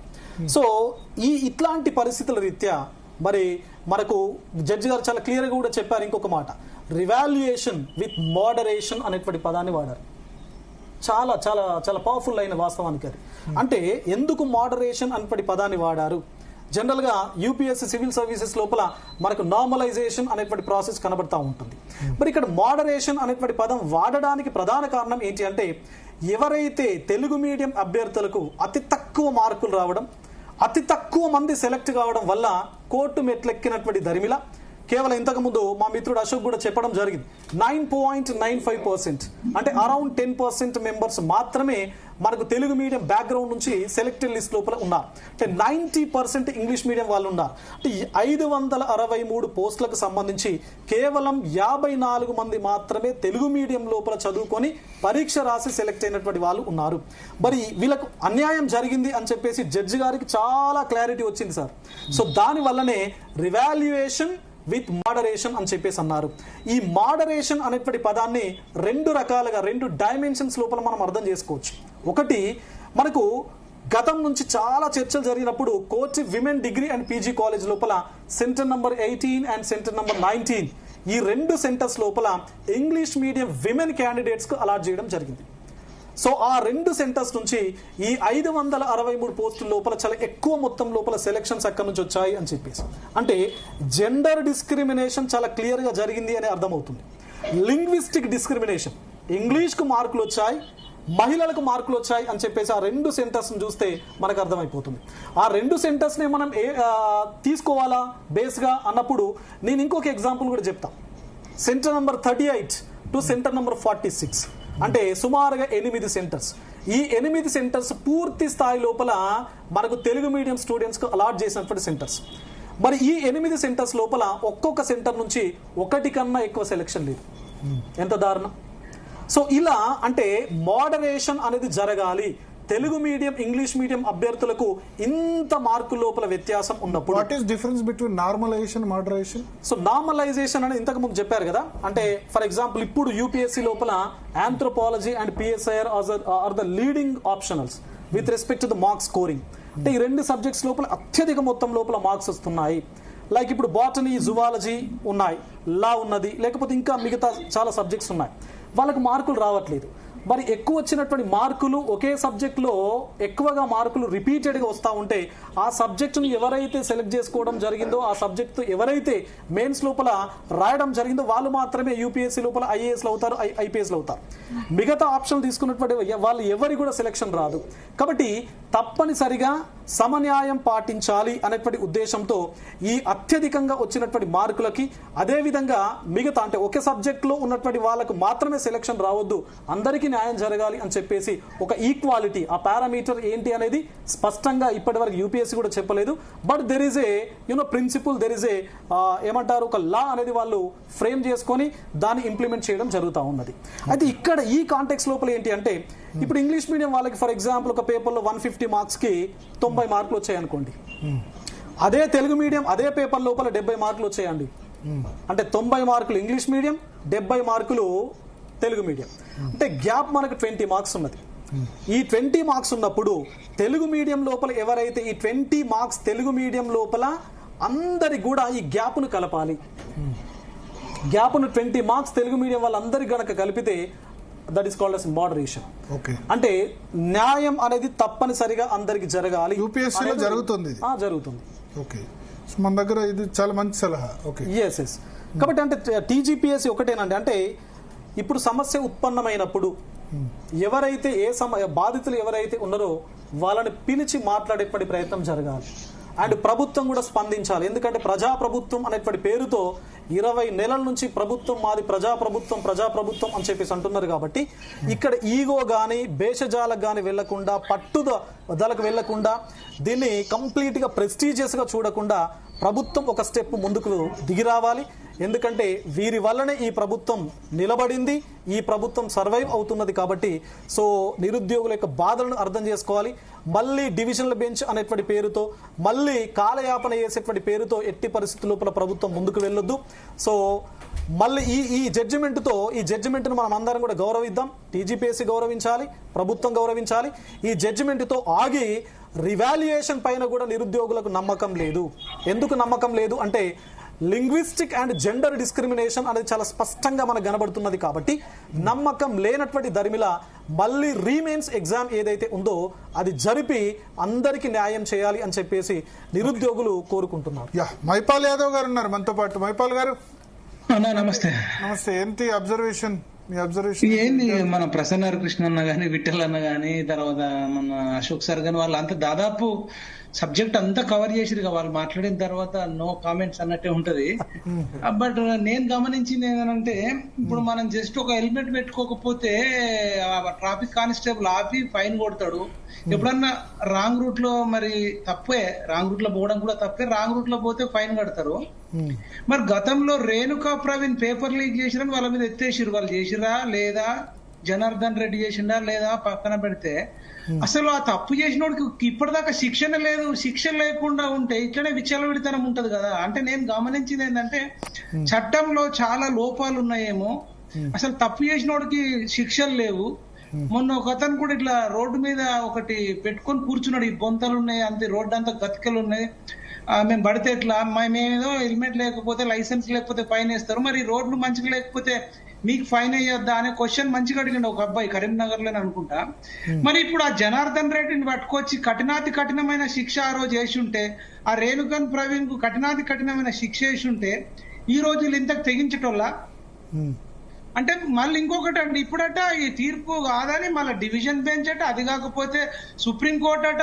అంటే ఈ పార్లమెంట్ లో కూడా అనేక చర్చలు జరిగి ఒకసారి ఒక తీర్పు ఇస్తే మళ్ళీ ఇంకొకసారి పోకుండా ఉండాలి. ఒకవేళ పోయే ఛాన్స్ ఉన్నా, ఒకవేళ ఈ జడ్జిలు చెప్పింది తప్పైతే ఈ జడ్జిలకు శిక్ష ఉండాలి కదా. మరి జిల్లా కోర్టులో నుంచి హైకోర్టుకు రావచ్చు, హైకోర్టు నుంచి సుప్రీంకోర్టుకు పోవచ్చు. మరి జిల్లా కోర్టు లేదంటే హైకోర్టు తప్పు తీర్పిస్తే, తప్పుడు తీర్పిచ్చిన జడ్జిలకు ఎక్కడైనా శిక్షలు ఉన్నాయా? ఇన్ని లోపాలు పెట్టుకొని మనము ఏడికేలు చేస్తామండి. కాబట్టి మనం భవిష్యత్తులో మన ఇప్పుడు జీ తెలుగులో పాల్గొన్న కానీ ఒక సమాజం మంచిగా ఉండాలి, ఈ ఇబ్బందులు ఉండద్దు అనుకునేటోళ్ళు పెద్ద మొత్తంలోనే పార్లమెంట్ లో కొన్ని చట్టాలు కూడా, కఠినమైన చట్టాలు రూపొందించుకునే అవకాశం ఉండాలి. ఇప్పటికీ టెన్షన్. మళ్ళా ఇప్పుడు తీర్పు ఇచ్చినాక కూడా ఇది ఫైనలా కాదా, మళ్ళీ ఎగ్జామ్ పెడతారా, రివాల్యూషన్ చేస్తారా, లేకపోతే డివిజన్ కు పోతారా, ఇంకా సుప్రీం కోర్టుకు పోతారా? ఇదేందండి కొట్లాడడం? ఈ ప్రతిపక్షం ఉన్నోడు ఇప్పుడు రెచ్చిపోతాడు, రేపు మళ్ళా గెలిచిన తర్వాత ఆ వాడంతే చేస్తాడు. అంటే ఈ దొంగలను ఏం చేయాలంటే, ఈ రాజకీయ పార్టీలను అందరూ ఒక దగ్గర కూర్చుండబెట్టాలని. ఇప్పటికైనా గ్రూప్ 1 పేపర్ మీద అందరు పెద్ద అంటే అన్ని రాజకీయ పార్టీ అధ్యక్షులను ఒక దగ్గర కూర్చుండబెట్టి, అదే విధంగా అడ్వకేట్లను కూడా ఒక దగ్గర కూర్చుండబెట్టి, ఆ టీఎస్పీఎస్ సభ్యులను ఒక దగ్గర కూర్చుండబెట్టి, ఇప్పుడు మీరు ప్యానల్లో కూర్చున్నటువంటి కొంచెం నాలెడ్జ్ ఉన్న వాళ్ళని అందరిని ఒక దగ్గర కూర్చుండబెట్టి, నెక్స్ట్ మళ్ళా రద్దు కాకుండా ఉండడానికి మనం ఏం చేద్దామని చెప్పేసి అందరు కూర్చుండి, ఇక్కడనే మన ఊర్లల్లో పెన్లమ్మ ఒకటి పంచాయతీ అయితే ఊర్లోనే రాగి చెట్టు కింద అందరు కూర్చుండి అక్కడ ఇక్కడ పంచాయతీ చెప్తారండి. వాళ్ళకున్న తెలివి మనకు లేకపోయా. అది ముందే చెప్పు, ఇక్కడనే ఆ చిక్కడపల్లి లైబ్రరీ కూడా కూర్చుండి చేసుకుంటే అయిపోయేదానికి. అప్పుడు కూడా వీళ్ళంతా కొట్లాడారు, ఆ జీవో 29 ఇష్యూలో కొట్లాడారు, ఆ తర్వాత పేపర్ తప్పు ఉంది, కథ వేరే ఉందని కొట్లాడారు. ఆ కోటి ఉమెన్స్ కాలేజ్-లోనే జాబులు ఎక్కువ మొత్తం అక్కడనే పోయినాయట. అంటే దీని వల్ల ఎస్సీ ఎస్టీ బీసీలకు కానీ తెలుగు మీడియం వాళ్ళకు పూర్తి అన్యాయం జరిగిందంటారు. ఇంకొక రకంగా రెడ్లకే జాబులు ఇచ్చిండని కూడా అంటారు. ఆల్రెడీ రేవంత్ రెడ్డి మీద ఆ కార్పొరేషన్ చైర్మన్లన్నీ రెడ్లకే ఇచ్చినామని అపవాదు ఉంది. ఈ గ్రూప్ 1 జాబులు కూడా మొత్తం రెడ్లకే ఇచ్చిండు. నేను 20-30 ఏళ్ళు సీఎం ఉంటే వీళ్ళే మొత్తం నన్ను కాపాడుతారని అనే ఆరోపణలు వస్తున్నాయి. అవన్నీ ఎందుకు? మేము ముందు నుంచే రిక్వెస్ట్ చేస్తున్నాం, మీరు రండి, చర్చలు చేయండి. ఇప్పుడు ప్రసన్న కృష్ణ అట్లా ఇవ్వడానికి ఎట్లా పాసిబుల్ అవుతుంది? రిజర్వేషన్స్ ఉన్నాయి కదా, రెడ్డిస్ కి ఇవ్వడానికి ఎట్లా ఉంది? బీసీ రిజర్వేషన్ అమ్ముకున్న ఇట్లా ఏబిసిడి ఉంది, ఎస్సీ ఎస్టీ రిజర్వేషన్స్ అన్ని ఉన్నాయి కదా. లేదు సార్, 40% మంది ఓపెన్ కోట టాప్ 100 లో 40 మంది ఓసీలే ఉన్నారు అన్న. రూల్స్ అనేటి బ్రేక్ చేసి 42% ఓపెన్ కోటాలో ఓసీలు వచ్చారు. భరత్ అన్న 220 పేజీలలో ఇప్పుడు ఒక ప్రసన్న కృష్ణ ఒక్కటే మాట చెప్పేసిండు, చదివినట్టు మొత్తము. నేను కూడా అది నోట్ చేసుకుంటున్నా. రూల్స్ అనేవి సరిగ్గా పాటించలేదు అని చెప్పిన తర్వాత, రూల్స్ సరిగ్గా పాటించడం కాదు అక్కడ, చిన్నగా నేను చెప్తున్నా, కావాలనే రూల్స్ ను బ్రేక్ చేసి నచ్చినోడికి నచ్చినంతకు ఇచ్చిండని ఆరోపణలు వస్తున్నాయి. రూల్స్ బ్రేక్ చేయడం వల్ల సోక గతంలో న్యూజిలాండ్ వాడికి, కెనడాలో ఉన్నోడికి జాబ్ వచ్చిందట. ఇదేం కదా? అట్లనే ఇది ఇప్పుడు ఇవాళ ఒక్క ఈ గవర్నమెంట్ అనే కాదు, ఇది చాలా వజ్రాలతో సమానమైన జాబ్లు ఇవి. ఈ జాబ్లను కోట్లాది రూపాయలకు బేరం పలుకుతుందనే ఒక ఆరోపణలు ఉన్నాయి. ఈ ఒక్కరిని అనట్లేదు నేను, భవిష్యత్తులో కూడా ఇవి జరగొద్దు అంటే వీళ్ళందరినీ ఇప్పుడు నేను చెప్పిన అడ్వకేట్లను కానీ, ఇక్కడ ప్యానల్లో కూర్చున్న ప్రసన్న కృష్ణ లాంటి వాళ్ళని కానీ, తర్వాత జడ్జిలను ముందే అవసరం అనుకుంటే జడ్జిలను కూడా రిటైర్డ్ జడ్జిలు రమ్మంటే రారా అండి? రండి సార్, ఇది ఒకటి చూద్దాం. మరి ఈ గ్రూప్ 1 గ్రూప్ 2 అందరం కలిసి కూర్చుని అపోజిషన్ పార్టీలు, జడ్జీలు, అడ్వకేట్లు కూర్చుంటే 1 నిమిషాల్లో అయిపోయే పనికి ఇది మనం ఎల్లకాలం ఇట్లనే కొట్లాడుకునే పరిస్థితి ఉంటదేమో. కాకపోతే ఒక్కటి నేను ఏం చెప్తున్నాను సార్ అంటే, ఇప్పుడు ఎవరైతే నష్టపోయారో ఈ గ్రూప్ 1 వల్ల 2 ఏళ్ళు 3 ఏళ్ళు చదివిరు, నెలకు 10,000 20,000 హాస్టల్ ఫీజులు కట్టుకుంటా వాళ్ళందరికీ ఫైన్ ఎవరు కట్టాలి? మహేందర్ రెడ్డి కట్టాలి, రేవంత్ రెడ్డి కట్టాలి. ఎవరి సొమ్ము? మేము కరెంటు బిల్లు కట్టకపోతే ఫైన్ వేస్తావు, ఇంటి బిల్లు కట్టకపోతే ఫైన్ వేస్తావు. వాళ్ళు అంత కష్టపడి ఆల్రెడీ కొందరు జాబులు చేసే వాళ్ళు జాబుకు రిజైన్ చేసి వచ్చి చదువుతున్నారు, ప్రైవేట్ జాబ్ ఉన్నారు, గవర్నమెంట్ జాబ్ వాళ్ళు ఉన్నారు, వృత్తి పని చేసుకునేటోళ్ళు ఉన్నారు. అంటే ప్రత్యామ్నాయంగా అంటే వాళ్లకు వచ్చే ఇన్కమ్ కోల్పోయారు, అడిషనల్ ఖర్చు. అంటే భయం లేదండి వీళ్ళతో. ఇప్పుడు ఎవరెవరైతే ఈ వ్యవస్థలో ఇన్వాల్వ్ అయ్యారో ఆ విద్యాశాఖ మంత్రి ఇప్పటిదాకా స్పందించలే. అసలు విద్యాశాఖ మంత్రి అనే వ్యక్తి ఉన్నాడా లేడా అనేది సోదరా ముఖ్యమంత్రి గారు విద్యాశాఖ మంత్రి. ఇంకోటి నాకు తెలిసిందే టీజీపీఎస్సీ విద్యాశాఖ మంత్రి వాళ్ళ పరిధిలోకి ఏం రాదు, అది కాన్స్టిట్యూషనల్ బాడీ, అది ఏ మినిస్ట్రీ పరిధిలోకి ఏం రాదు. సరే మాట్లాడాలి కదా, స్పందించాలి కదా. విద్యార్థుల వైపు నోరన్నా తెరవద్దా? అంటే నోరు ప్లాస్టర్ వేసుకొని గమ్ము పెట్టుకుని అట్లే స్పందించాలి. ఏదో ఒకటి మనిషి కన్నా మాట్లాడాలి కదా. ఒక సిటిజన్ గా, విద్యాశాఖ మంత్రిగా కనీసం మాట్లాడే బాధ్యత లేదా? అంటే అట్లా ఆగులో పోని, గడ్డి గంగలో పోని, ఎవడు ఎటన పోని, ఎవడు సూసైడ్ చేసుకొని, వాడు ఉన్నోడా లేనోడా, గరీబోడా, అమ్మాయా మొగోడా, ఏదన్నా చేసుకున్నాడు ధర్నా చేసుకుంటే. కానీ హోంశాఖ మంత్రి మాత్రం పనిచేస్తున్నాడు, విద్యాశాఖ మంత్రి పనిచేయట్లేదు. హోంశాఖ మంత్రి మాత్రం, నేను చిక్కడపల్లి లైబ్రరీకి ఇందాక పోయినా, విద్యార్థుల కంటే పోలీసులు ఎక్కున్నారు. విద్యార్థులు 100 మంది ఉంటే పోలీసులు 200 మంది వచ్చి వెళ్ళండి పోండి. ఏంది ఈ హోంశాఖ మంత్రి మరి ఎట్లా పనిచేస్తుండండి? విద్యాశాఖ మంత్రి ఏమో 0, హోంశాఖ మంత్రి ఏమో ఫైనల్. నేను అనేది ఏంటంటే విద్యాశాఖ మంత్రి, లేకపోతే నేను అనేది ఏంటంటే విద్యాశాఖ మంత్రికి సంబంధం లేదు కదా, రాజ్యాంగబద్ధ సంస్థ కదా. మరి మహేందర్ రెడ్డి 1000 కోట్లు సంపాదించడం ఒక ఆరోపణ ఉంది. ఈ నిరుద్యోగులు ఎవరెవరికైతే 1,00,000 అయిందా, 2 లక్షలు అయిందా, 3 లక్షలు అయినా, 4 లక్షలు అయినా, ఇప్పుడు ఈ ప్రభుత్వానికి బాధ్యత లేదండి? వాళ్ళకు ఇప్పియాలన్నా వద్ద పారితోషికం? వాళ్ళ సమయాన్ని కబ్జా చేసి, వాళ్ళ జ్ఞానాన్ని కబ్జా చేసి, వాళ్ళ డబ్బులను కబ్జా చేసి, హైడ్రాన్ తీసుకొచ్చిన కదా ల్యాండ్ కబ్జా చేసిన వాళ్ళు అందరూ కూర్చుని అన్నట్టు, మరి ఇప్పుడు ఇక్కడ మా జీవితాలన్నీ కబ్జా చేస్తే 10 ఏళ్ళు 5 ఏళ్ళు 2 ఏళ్ళు 3 ఏళ్ళు ఈ కబ్జా చేసిన మరి మహేందర్ రెడ్డి ఇప్పటిదాకా బయటకు రాలే. పుంజుకు రావాల్సిన బాధ్యత ఈ ప్రభుత్వం పైన లేదా? ఈ హోంశాఖ మంత్రి పైన లేదా? ఈ విద్యాశాఖ మంత్రి పైన లేదా? ఈ మున్సిపల్ శాఖ మంత్రి పైన లేదా? ఎందుకండి మరిగా? కాకపోతే రాజీనామా చేసి ఆరాంసే ఉండమనండి. రేపు ఎవరన్నా ఒకళ్ళు అవుతారు, వాళ్ళని అడుగుతాం. మాకు ఆయన అడగాలని సోకు లేదు, ఆయన ప్రశ్నించాలని సోకు లేదు. ఇప్పటిదాకా రేణుకది లేదు, మన ప్రవీణ్ లేదు. ఇంతకుముందు మాజీ జనార్దన్ రెడ్డి టీఎస్పీ చైర్మన్ మీద ఇప్పటిదాకా యాక్షన్ తీసుకోలే. ఇప్పుడున్న మాజీ డీజీపీ మహేందర్ రెడ్డి మీద ఎటువంటి యాక్షన్ లేదు. ఎందుకు ఇదంతా చెప్తున్నామంటే వీళ్ళు మొత్తము తప్పు దోవలో పోతున్నారు. కావాలని ఇల్లీగల్ యాక్టివిటీస్, ప్రభుత్వమే ఇల్లీగల్ గా పనిచేసిన తర్వాత ఇక ప్రజలు ఎందుకండి మంచిగా పనిచేస్తారు? కాబట్టి ఇది మనం భవిష్యత్తులో అందరం కూడా ఆలోచించి, ఈ వ్యవస్థలో అనేక లోపాలు ఉన్నాయి, ఈ లోపాలను సవరించుకోవాలంటే మనం దీనిపైన సుదీర్ఘంగా రేపు బీఆర్ఎస్ ప్రెసిడెంట్ గాని, బీజేపీ ప్రెసిడెంట్ గాని, ఈ కాంగ్రెస్ ప్రెసిడెంట్ గాని ఒక దగ్గర కూర్చుని పెడితే సమస్య పరిష్కారం అవుతుందని నేను కోరుకుంటున్నాను.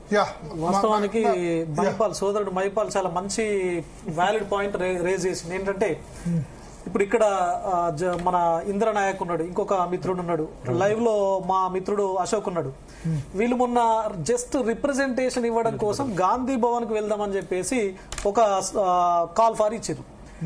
ఇస్తే గాంధీ భవన్ దగ్గర పోలీసులు జస్ట్ రిప్రజెంటేషన్ ఇవ్వడానికి వెళ్ళినటువంటి వీళ్ళని అరెస్ట్ చేసి జైల్లో అంటే స్టేషన్ కి తరలించారు. అంటే రిప్రజెంటేషన్ ఇవ్వడానికి వెళ్ళడం అనేది ఒక రైట్ ఇది. అండ్ ఇందిరా పార్క్ దగ్గర పర్మిషన్స్ ఇవ్వరు వీళ్ళకు ధర్నాలు చేద్దామంటే. According to constitution of India article 19 మనకు సభలు సమావేశాలు పెట్టుకునేటువంటి హక్కు భారత రాజ్యాంగమే మనకు కల్పించినప్పుడు ఇవ్వడమే మీకు జరగనప్పుడు మరి ఇంత అనైతికంగా ఇంత అన్యాయాన్ని కొన్ని లక్షల మంది విద్యార్థులు ఉసురు పోసుకున్నటువంటి జనార్దన్ రెడ్డి గారిని ఏం చేయాలండి? బుక్ పట్టుకొని పోతే అరెస్ట్. మహేందర్ రెడ్డి గారిని ఏం చేయాలండి? బుక్ పట్టుకొని పోతే. ఇప్పుడున్నటువంటి ప్రస్తుత చైర్మన్ ఏం చేయాలండి? వాళ్ళని వాళ్ళకి ఎఫ్ఐఆర్ విధించి ఎఫ్ఐఆర్ వాళ్ళపైన బుక్ చేసి ఫైల్ చేసి వాళ్ళని విచారించాలా వద్దా? జస్ట్ రిప్రజెంటేషన్ ఇచ్చే వీళ్ళని అరెస్ట్ చేస్తే మరి అన్ని లక్షల మంది ఉసురు పోసుకున్నటువంటి వీళ్ళని ఏం చేయాలి? సో మనతో పాటు ఇంద్రనాయక్ ఉన్నారు, రవికుమార్ నేను ఒక 2 నిమిషాలు మాట్లాడేసి అనదర్ మీటింగ్ అన్న. చెప్పండి మహేష్ చెప్పండి. ఇప్పుడు ఏదైతే టీజీపీఎస్సీ చేసినటువంటి తప్పుల విషయంలో చాలా టెక్నికాలిటీ విషయంలో విఠల్ అన్న కావచ్చు, ప్రసన్న హరికృష్ణ అన్న, అశోక్ సార్ చెప్పడం జరిగింది. నేను దానిలో పోకుండానే ఒక 2 విషయాలు చెప్పి క్లోజ్ చేస్తాను. ఈ రోజు హైకోర్టు ఇచ్చినటువంటి తీర్పు కంక్లూజన్ కాపీ లోపల షేర్ విత్ యూ అన్న. దీంట్లో హైకోర్టు జస్టిస్ గారు వాడినటువంటి పదాలు ఏవైతే ఉన్నాయో, ముఖ్యంగా నెగ్లిజెన్సీ, టీజీపీఎస్సీ సంబంధించి వాడిన పదాలు, కీవర్డ్స్ నేను చెప్తున్నా. గ్రూప్ 1 మెయిన్స్ ఎగ్జామ్ కండక్ట్ చేయడంలో they had not maintain transparency, integrity and biased manner, ఇది ఒకటి. And they break the rules, commissions, negligence, inefficiency. So ఇవన్నిటిని వాడుతూనే గతంలో జరిగినటువంటి తప్పుల నుంచి కూడా ఈ టీజీపీఎస్ అనేటువంటిది మార్పు చెందలేదు, సరిదిద్దుకోలేదు అనే ఒక కంక్లూజన్ జడ్జిమెంట్ లో ఇచ్చినటువంటి కంక్లూజన్ వర్డ్స్, కీవర్డ్స్ నేను యూజ్ చేసినాను. ఈ విషయాల్ని ఇవన్నీ గౌరవ హైకోర్టు నుంచి ఇచ్చినటువంటి టీజీపీఎస్ కి చెంప చెల్లుమనలాగా ఒక ఈరోజు బోన్ లో నిలబెట్టి చెప్పినటువంటి విషయాలన్న. అంటే ఇప్పుడు 2 సార్లు రద్దయి, అంటే ఒకసారి లీక్ అయ్యి తర్వాత రద్దయి మళ్ళీ జరిగినటువంటి ఎగ్జామ్ లో చాలా మంది మేధావులు, ఈవెన్ ఇంక్లూడింగ్ మన జీన్యూస్ రిపోర్టర్ కూడా గాయాల పాలై హాస్పిటలైజ్డ్ అండి, శ్రీచరణ్ లాంటి వ్యక్తి, మనకు తెలిసిన వాళ్ళే వీళ్ళంతా కూడా. అంటే ఇంతమంది విద్యార్థులు, నిరుద్యోగులు, మేధావర్గం రోడ్డు మీదకి వచ్చి మీరు చేసిన తప్పు జీవో నెంబర్ 29 పట్టుకొచ్చారు, 55 తీసేసారు అని చెప్పి మొదలుపెట్టి తర్వాత తెలుగులో ఉన్నటువంటి ఎవాల్యుయేషన్ జరిగినటువంటి విషయాలపైన కావచ్చు, నిత్యం రోడ్ల మీదకి వచ్చినప్పుడు కూడా పెడచెవిన పెడితే హైకోర్టుకి వెళ్తే హైకోర్టు ఇచ్చినటువంటి తీర్పును నేను సవాల్ చేస్తూ మళ్ళీ ఇంకో బెంచ్ ఏది నేను హై లెవెల్ బెంచ్కి వెళ్తా లేదా సుప్రీం కోర్టుకి వెళ్తా అని చెప్పేసి టైం ను వృధా చేసే ఒక ప్రక్రియను రాష్ట్ర ప్రభుత్వం చేయడాన్ని భారతీయ జనతా పార్టీగా, భారతీయ జనతా యువమోర్చగా మేము దాన్ని వ్యతిరేకిస్తున్నాం సార్. ఇమీడియట్లీ దాన్ని రద్దు చేసి మళ్ళీ ఎగ్జామ్ పెట్టాలని చెప్పేసి ఒక ఏకైక డిమాండ్ మేము ఈరోజు మీ ద్వారా పెడతా ఉన్నాం. రెండో విషయాన్న, ఈరోజు నిరుద్యోగుల యొక్క సమయం, ఇంత మైపలన్న మాట్లాడుతూ సమయాన్ని, ఏజ్ ను, మనీని, ఇవన్నింటినీ కూడా ఎనర్జీని వేస్ట్ చేసి ఈరోజు విద్యార్థులకు, నిరుద్యోగులకు తీరని నష్టాన్ని చేసినటువంటి టీజీపీఎస్సీ సంబంధించిన బాధ్యులను శిక్షించాలని చెప్పింది. ఆ తర్వాత గౌరవ హైకోర్టు ఇచ్చిన తీర్పులో వాడినటువంటి ఏదైతే ఇంటిగ్రిటీ కావచ్చు, ఇన్ఎఫిషియన్సీ కావచ్చు, వీటన్నింటిలో దృష్టిలో పెట్టుకొని ఈ రద్దు చేసిన ఎగ్జామ్ ను తిరిగి పెట్టాలంటే ఇది కంపల్సరీగా యూపీఎస్సీ సంబంధించినటువంటి వాళ్ళ యొక్క గైడెన్స్ లోపల, వాళ్ళ యొక్క పర్యవేక్షణ లోపల ఎగ్జామ్ పెడితేనే తెలంగాణలో నిరుద్యోగులందరికీ కూడా ఒక భరోసా వస్తుంది తప్ప ఒకవేళ మళ్ళీ టీజీపీఎస్సీ నేనే ఇదే బుర్ర వెంకటేశం గారు మళ్ళీ ఇంకొక 2-3 కలిసి మేము ఎగ్జామ్ పెడతాము అని చెప్పేసి మళ్ళీ ఎగ్జామ్ పెట్టినప్పటికీ కూడా తెలంగాణ నిరుద్యోగ సమాజంలో ఇది కాన్ఫిడెన్స్ ను నింపేటటువంటి ప్రయత్నం ఉండదు. కాబట్టి ఈ యొక్క గ్రూప్ 1 సంబంధించిన దాంట్లో మరీ ఇప్పటికి 3 సార్లు జరిగిపోయింది. కాబట్టి ఇది 100% టీజీపీఎస్సీ ఏదైతే తప్పును యాక్సెప్ట్ చేస్తూనే యూపీపీఎస్సీ ఆధ్వర్యంలో ఈ యొక్క ఎగ్జామ్ నిర్వహించాలని మేము డిమాండ్ చేస్తున్నాం అన్న. 2 విషయాలు. మూడో విషయం ఇంకా తీసుకున్నట్టయితే ఏదైతే తెలుగు అభ్యర్థుల సంబంధించిన విషయంలో ప్రభుత్వము లేదా టీజీపీఎస్సీ, ముఖ్యంగా ప్రభుత్వం అనకంటే దీని టీజీపీఎస్సీ యొక్క అసమర్థత కారణంగా ఈరోజు తెలుగు మీడియంలో రాసిన విద్యార్థులు అనేకమైనటువంటి ఇబ్బందులు పడ్డారు. కాబట్టి వీళ్ళను మోడరైజేషన్ చేయడంలో ఈ యొక్క టీజీపీఎస్సీ ఎక్కడైతే ఫెయిల్ అయిందో, అయితే ఎవాల్యుయేషన్ సిస్టమ్ లో ప్రొఫెసర్స్ కాకుండా మామూలు జూనియర్ కాలేజ్ లెక్చరర్లను, నేను జూనియర్ కాలేజ్ లెక్చరర్ల యొక్క స్థాయిని తగ్గించడానికి మాట్లాడట్లేదు, కానీ they are not capable for evaluation of the group 1 cadre ఏదైతే examination papers. So it should be evaluated by professors. So అక్కడ మిస్ అయిపోయింది. అండ్ 90 days లోపలే వీళ్ళు 1.5 lakhs 1,50,000 పేపర్లను వీళ్ళు ఎవాల్యుయేట్ చేయడం అనేటువంటి ఒక అసంభవం. ఈరోజు అశోక్ సార్ కావచ్చు, ప్రసన్న అన్న వీళ్ళు ఉన్నారు, వాళ్ళకి తెలుసు.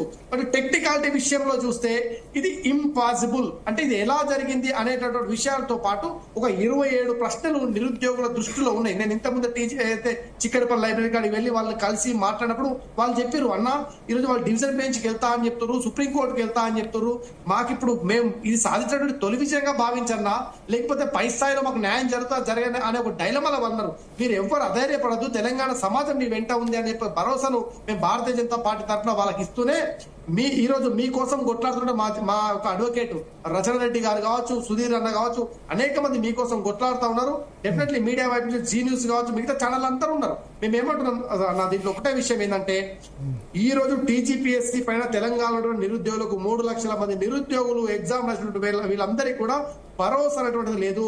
భరోసా కల్పించే ప్రయత్నము ముందుగా టీజీపీఎస్సీ చేయాలి. దానికి సంబంధించిన తప్పును సరిదిద్దుకునే చర్యలను రేపటి నుంచి ప్రారంభిస్తేనే బాగుంటది. డెఫినెట్లీ ఎల్డర్స్ చెప్పినట్టు ఈగోకు పోకుండా ఒక సొల్యూషన్స్ కోసము, ఫ్యూచర్ తెలంగాణ కోసము, బెటర్ తెలంగాణ కోసము ఎగ్జిక్యూటివ్ బాడీని మనం రిక్రూట్ చేసుకోబోతున్నాం. కాబట్టి ఈ ఎగ్జిక్యూటివ్ బాడీ ఏదైతుందో భవిష్యత్తు 30 ఏళ్ల తెలంగాణ భవిష్యత్తును రేపు నిర్మించబోతుంది. కాబట్టి ఇలాంటి విషయంలో తప్పులు దొరకడం అనేటువంటి చాలా తప్పు. అది ఏ పార్టీలో ఉంటుంది. గతంలో టీఆర్ఎస్ పార్టీ తప్పు చేసింది, ఆ తప్పుకు శిక్ష అనుభవించింది, వాళ్ళ ఉద్యోగాలు పోయినాయి, ఇప్పుడు నిరుద్యోగులు గుర్తొచ్చారు. కాంగ్రెస్ పార్టీ కూడా సేమ్ తప్పు చేసింది. దయచేసి ఇలాంటి తప్పులు చేయకుండా, దీంట్లో బేషజాలకు పోకుండా, ఇప్పుడు రియాజ్ సార్ కావచ్చు, మిగతా వాళ్ళంతా కూడా ఉన్నారు, వీళ్ళు ఎక్కడో మిస్గైడ్ చేస్తారు ప్రభుత్వాన్ని అనేటువంటి ఒక అందరికీ కూడా ఉన్నది వాళ్ళ లోపల.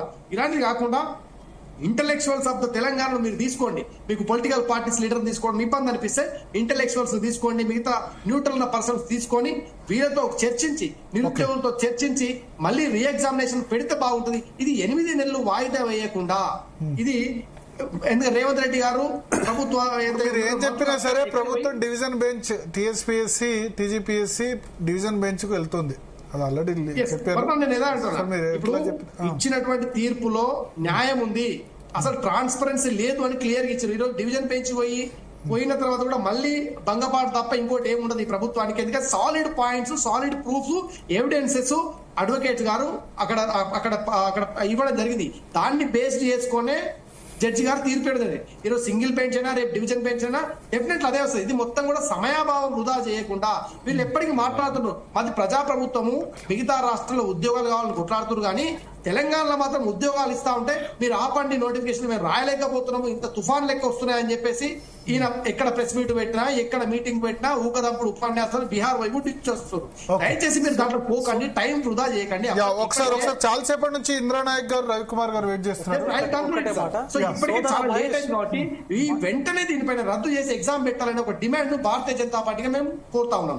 సోదర మహేష్, రైట్. ఇప్పుడు ఏంటంటే వాస్తవానికి అన్యాయం జరిగింది అనేది అందరికీ తెలిసినటువంటి విషయమే, అది ప్రభుత్వానికి కూడా తెలుసు. సో మనం కూడా అంటే పార్టీ పరంగా కూడా బాధ్యతను తీసుకోవాల్సినటువంటి ఆవశ్యకత అవసరం ఉన్నది. కాబట్టి భాజపా స్టేట్ ప్రెసిడెంట్ గారు రామచంద్రరావు గారికి చాలా క్రిస్టల్ క్లియర్ గా ఈ సమస్య పైన పూర్తి స్థాయి అవగాహన ఉంది వారికి. ఇంతకుముందే బీఆర్ఎస్ వర్కింగ్ ప్రెసిడెంట్ కేటీఆర్ గారు ఒక ప్రెస్ మీట్ ను అడ్రస్ చేయడం జరిగింది. సో భాజపా వైపు నుంచి కూడా తప్పనిసరిగా ప్రెసిడెంట్ ఎవరైతే ఉన్నారో వారు కూడా ఒక press note and press meet ను అడ్రస్ చేయడంతో పాటు రాష్ట్ర ముఖ్యమంత్రి గారికి, టీజీపీఎస్సీ చైర్మన్ గారికి ఒక రిప్రజెంటేషన్ ప్రత్యక్షంగా వారిస్తే నిరుద్యోగ సమాజానికి కొంత బాసటగా ఉండేటువంటి అవకాశం ఉంటుంది. సో మీ వైపు నుంచి ప్రెసిడెంట్ దృష్టికి మీరు తీసుకెళ్లాలని చెప్పేసి ఈ వేదిక నుంచి మిమ్మల్ని అడుగుతున్నాం. ఒక్క నిమిషం మహేష్ గారు, చాలా చెప్పినట్టు మా కేంద్ర మంత్రి బండి సంజయ్ గారు టీజీపీఎస్ కి లేఖ రాయడం జరిగింది దీనిపైన. అది ఆల్రెడీ సోషల్ మీడియాలో మిగతా అన్ని చోట్ల పెట్టడం జరిగింది. రేపు మా రాష్ట్ర అధ్యక్షులు ఇప్పుడున్నటువంటి రామచంద్రన్న గారు కూడా ప్రెస్ మీడియా అడ్రస్ చేయబోతున్నారు. ఇప్పుడే మాకు గెలిచిన ఏదైతే గ్రాడ్యుయేట్స్ ఎమ్మెల్సీ గారు కూడా అంజిరెడ్డి గారు వెళ్లి విద్యార్థులకు భరోసా ఇచ్చి డెఫినెట్లీ మేము ఉన్నామనే ఒక భరోసా ఇవ్వడం, తర్వాత ఒక ప్రెస్ స్టేట్మెంట్ కూడా ఇవ్వడం జరిగిందన్న. డెఫినెట్లీ మేము ముందు వరుసలో ఉండి కొట్లాడతాము. నిరుద్యోగులను కడుపులో పెట్టుకునే బాధ్యత భారతీయ జనతా పార్టీ తీసుకుంటుందన్న. హరికృష్ణ మీతో పాటు కలిసి కూడా మేము మూవ్మెంట్ చేయడానికి సిద్ధంగా ఉన్నామన్న. Thank you. ఇంద్రానాయక్ గారు నమస్తే. కలిసారు కేటీఆర్ ను కలిసారు కదా, ఏమన్నారు? నేనైతే ఇక్కడికి వెళ్ళలేదన్న, ఎందుకంటే నేను లైబ్రరీకి వెళ్ళాను, చిక్కడపల్లి లైబ్రరీకి. రవికుమార్ వెళ్ళారు. అయితే ముందుగా అయితే ప్యానెల్ లో కూర్చున్న ప్రసన్న సార్కి, అదేవిధంగా అశోక్ సార్ గారికి, మైపాల్ అన్నకి, విజయ్ అన్నకి నమస్కారములు. అసలు గత ప్రభుత్వంలో పేపర్ లీక్ అయినప్పుడు సో కాళ్ళు మేధాలనుకునే రియాజ్ సార్ ఎక్కడ, బల్మూరి వెంకట్ ఎక్కడ, ఆకునూరు మురళి ఎక్కడ? గత ప్రభుత్వంలో పేపర్ లీక్ అయినప్పుడు వాళ్ళందరూ మా దగ్గరకు వచ్చి సౌతి తల్లి ప్రేమ చూపెట్టారు. అసలు ఆ ప్రభుత్వం బీఆర్ఎస్ ప్రభుత్వం పేపర్లు అమ్మింది, పల్లెలు అమ్ముకున్నారు, చట్నీలు చేసుకున్నారని చెప్పి. మీరు రాజకీయ పార్టీ నాయకులు నమ్మకండి. ఎవరు నమ్మాలి? ఏంటంటే ఇప్పుడు వాళ్ళు అధికారంలో ఉంటే ఒక విధంగా ఉంటారు, ప్రతిపక్షంలో ఒక విధంగా అంటారు. అర్థమైందా? అప్పుడు కేటీఆర్ తర్వాత కేసీఆర్ బీఆర్ఎస్ లో వాళ్ళు ఉన్నప్పుడు వాళ్ళే విధంగా రెస్పాండ్ అయ్యారు. ఇప్పుడు ప్రతిపక్షం రాగానే కేటీఆర్ పిలిచి ప్రెస్ మీట్ పెట్టారు. ఓకే, అప్పుడు అధికార పక్షంలో ఉన్న వాళ్ళు మీరు చెప్పిన వాళ్ళంతా కూడా ఇప్పుడు వాళ్ళకి ఏమి ఇన్స్ట్రక్షన్ ఇచ్చారంటే మేము చర్చకు పిలిచాం కాంగ్రెస్ వాళ్ళు ఎవరు రావట్లేదు. ఏం చెప్పారట అంటే గవర్నమెంట్ నుంచి మీరు ఎవరు రెస్పాండ్ కావద్దని చెప్పారట. అయితే మార్నింగ్ రెస్పాండ్ సాయంత్రం కానీ అధికార పార్టీని మార్చడంలో ప్రతిపక్షంలో కూర్చోబెట్టడంలో వీళ్ళైతే వీళ్ళని కూడా నెక్స్ట్ మళ్ళీ ప్రతిపక్షంలో కూర్చోబెడతారు వీళ్ళు. నేను రాజకీయ నాయకులు నమ్మకండి చెప్తారా. గతంలో రియాజ్ వచ్చారు లేదా వాళ్ళు వచ్చారు అంటే ప్రతిపక్ష హోదా లేనటువంటి పార్టీకి అధికారం కంటే నిరుద్యోగులకి ఎక్కువ బలం సార్ ఇవాళ.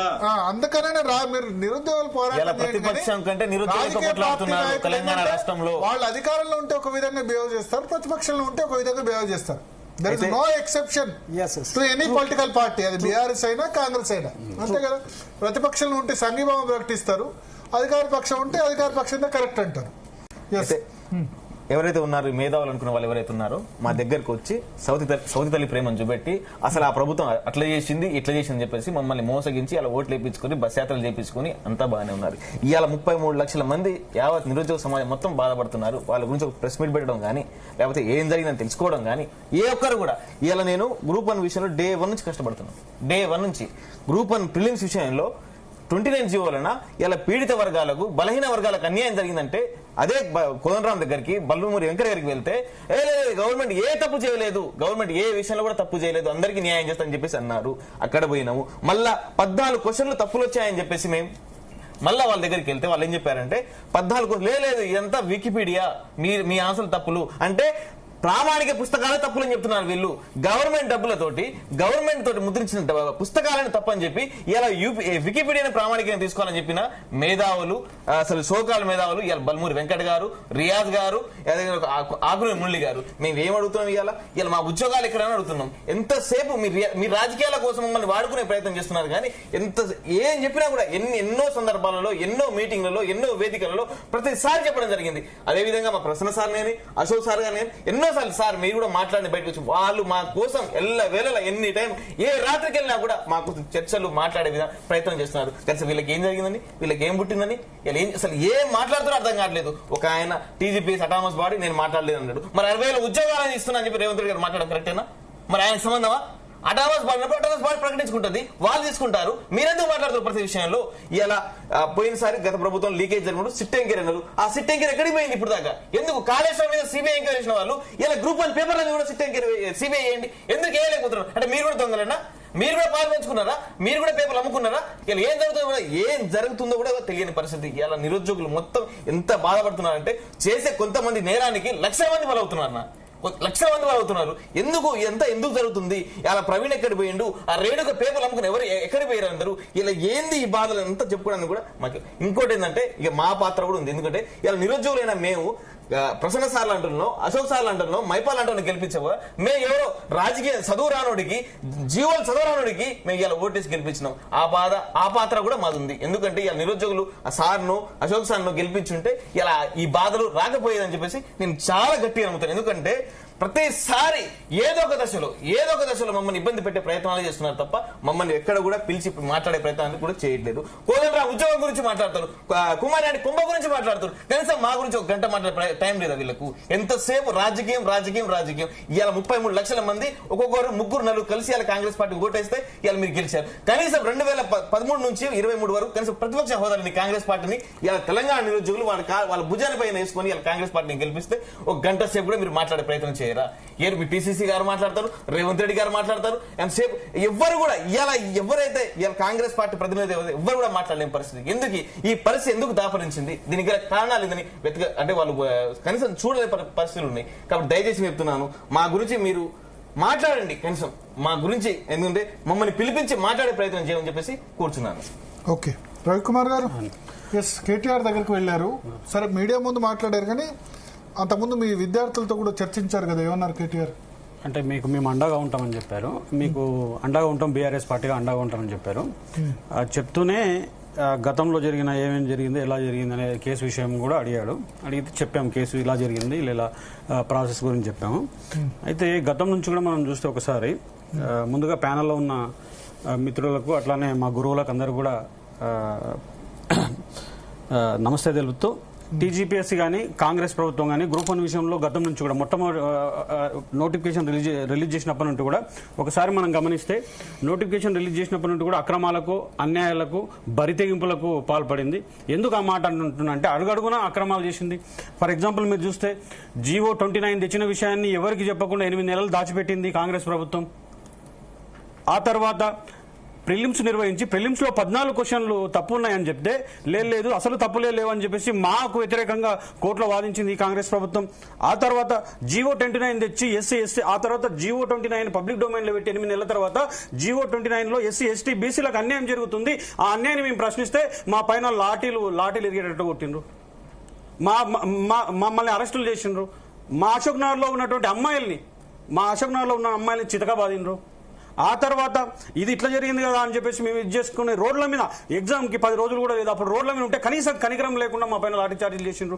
ఆ తర్వాత మాకు జరగబోయే అన్యాయాన్ని మాకు ముందే పసిగట్టినాం. ఎందుకంటే ఈ దేశ రాజకీయాలు చదివినాం, ఈ దేశ రాజ్యాంగం చదివినాం, ఈ దేశ ఆర్థిక వ్యవస్థ చదివినాం, ఈ దేశ సామాజిక వ్యవస్థ చదివినాం. ఎందుకు పసిగట్టినాం? ఏం పసిగట్టినాం అంటే, 2వ హాల్ టికెట్లు ఇచ్చిండు మాకు. 2వ హాల్ టికెట్లు ఇస్తే ఇక్కడ ఏదో అన్యాయం జరగబోతుంది, ఇక్కడ ఏదో అక్రమం జరగబోతుంది అని మేము ముందే పసిగట్టి మేము పోరాటం చేస్తే రాత్రులు తీసుకుపోయి, రాత్రి 10 గంటలకు తీసుకుపోయి 12:30, 1 గంటల వరకు పోలీస్ స్టేషన్లో పెట్టిన పరిస్థితి కనబడతా ఉంది. ఇటువంటి రాజ్యహింస గ్రూప్ 1 అభ్యర్థుల పైన చేసిండ్రు. ఆ తర్వాత ఈ రోజు ఇవన్నిటి భరించిన తర్వాత కూడా ఇంకొక విషయం చెప్పాల్సింది ఏంటంటే, 21 అక్టోబర్ రోజు ఎగ్జామ్స్ కంప్లీట్ అయితే 1 నవంబర్ నుంచి మీరు వాల్యుయేషన్ చేసిండ్రు. వాల్యుయేషన్ 32,650 మంది పేపర్లు, ఒక్కొక్కరు 7 పేపర్లు వేసుకున్నా కూడా 2,28,550 పేపర్లు కరెక్షన్ 90 రోజుల్లో చేస్తారా? ఎంతమంది ప్రొఫెసర్లు ఉన్నారు తెలంగాణలో? 90 రోజుల్లో 2,28,550 పేపర్లు చేస్తారా మీరు? అంటే ఇక్కడ మాకు అనుమానం స్టార్ట్ అయింది. అయ్యా, మాకు అనుమానం స్టార్ట్ అయిందని ప్రభుత్వానికి విన్నవించినాం. మొదట ప్రభుత్వానికి విన్నవించాలి కాబట్టి ప్రభుత్వాన్ని విన్నవించినాం, కానీ ప్రభుత్వం పట్టించుకోలేదు మమ్మల్ని. ప్రభుత్వం ఎక్కడ పట్టించుకోకపోగా మా పైన ఆ రాజ్యహింసలకు కానీ మా పైన లాఠీచార్జీలకు దిగింది. ఆ తర్వాత మళ్ళొకసారి మనం చూస్తే, ఆ తర్వాత ఇది ఇట్లా కాదు, మెయిన్స్ అయిపోయింది, ఇంకా మాకు ఎక్కడ దారి లేనటువంటి పరిస్థితిలో కోర్టును ఆశ్రయిస్తే, కోర్టులో మా పైన మన తెలంగాణ యాస పైన, తెలంగాణ భాష పైన, తెలంగాణ సంస్కృతి పైన వ్యంగ్యంగా మాట్లాడిన ఈ టీజీపీఎస్ లాయర్లు వ్యంగ్యంగా వాడతారు. అంటే ఇప్పుడు నేను కొంతమంది కుహాన మేధావులకు అడుగుతున్నా, మీకు యాస కనిపించట్లేదా?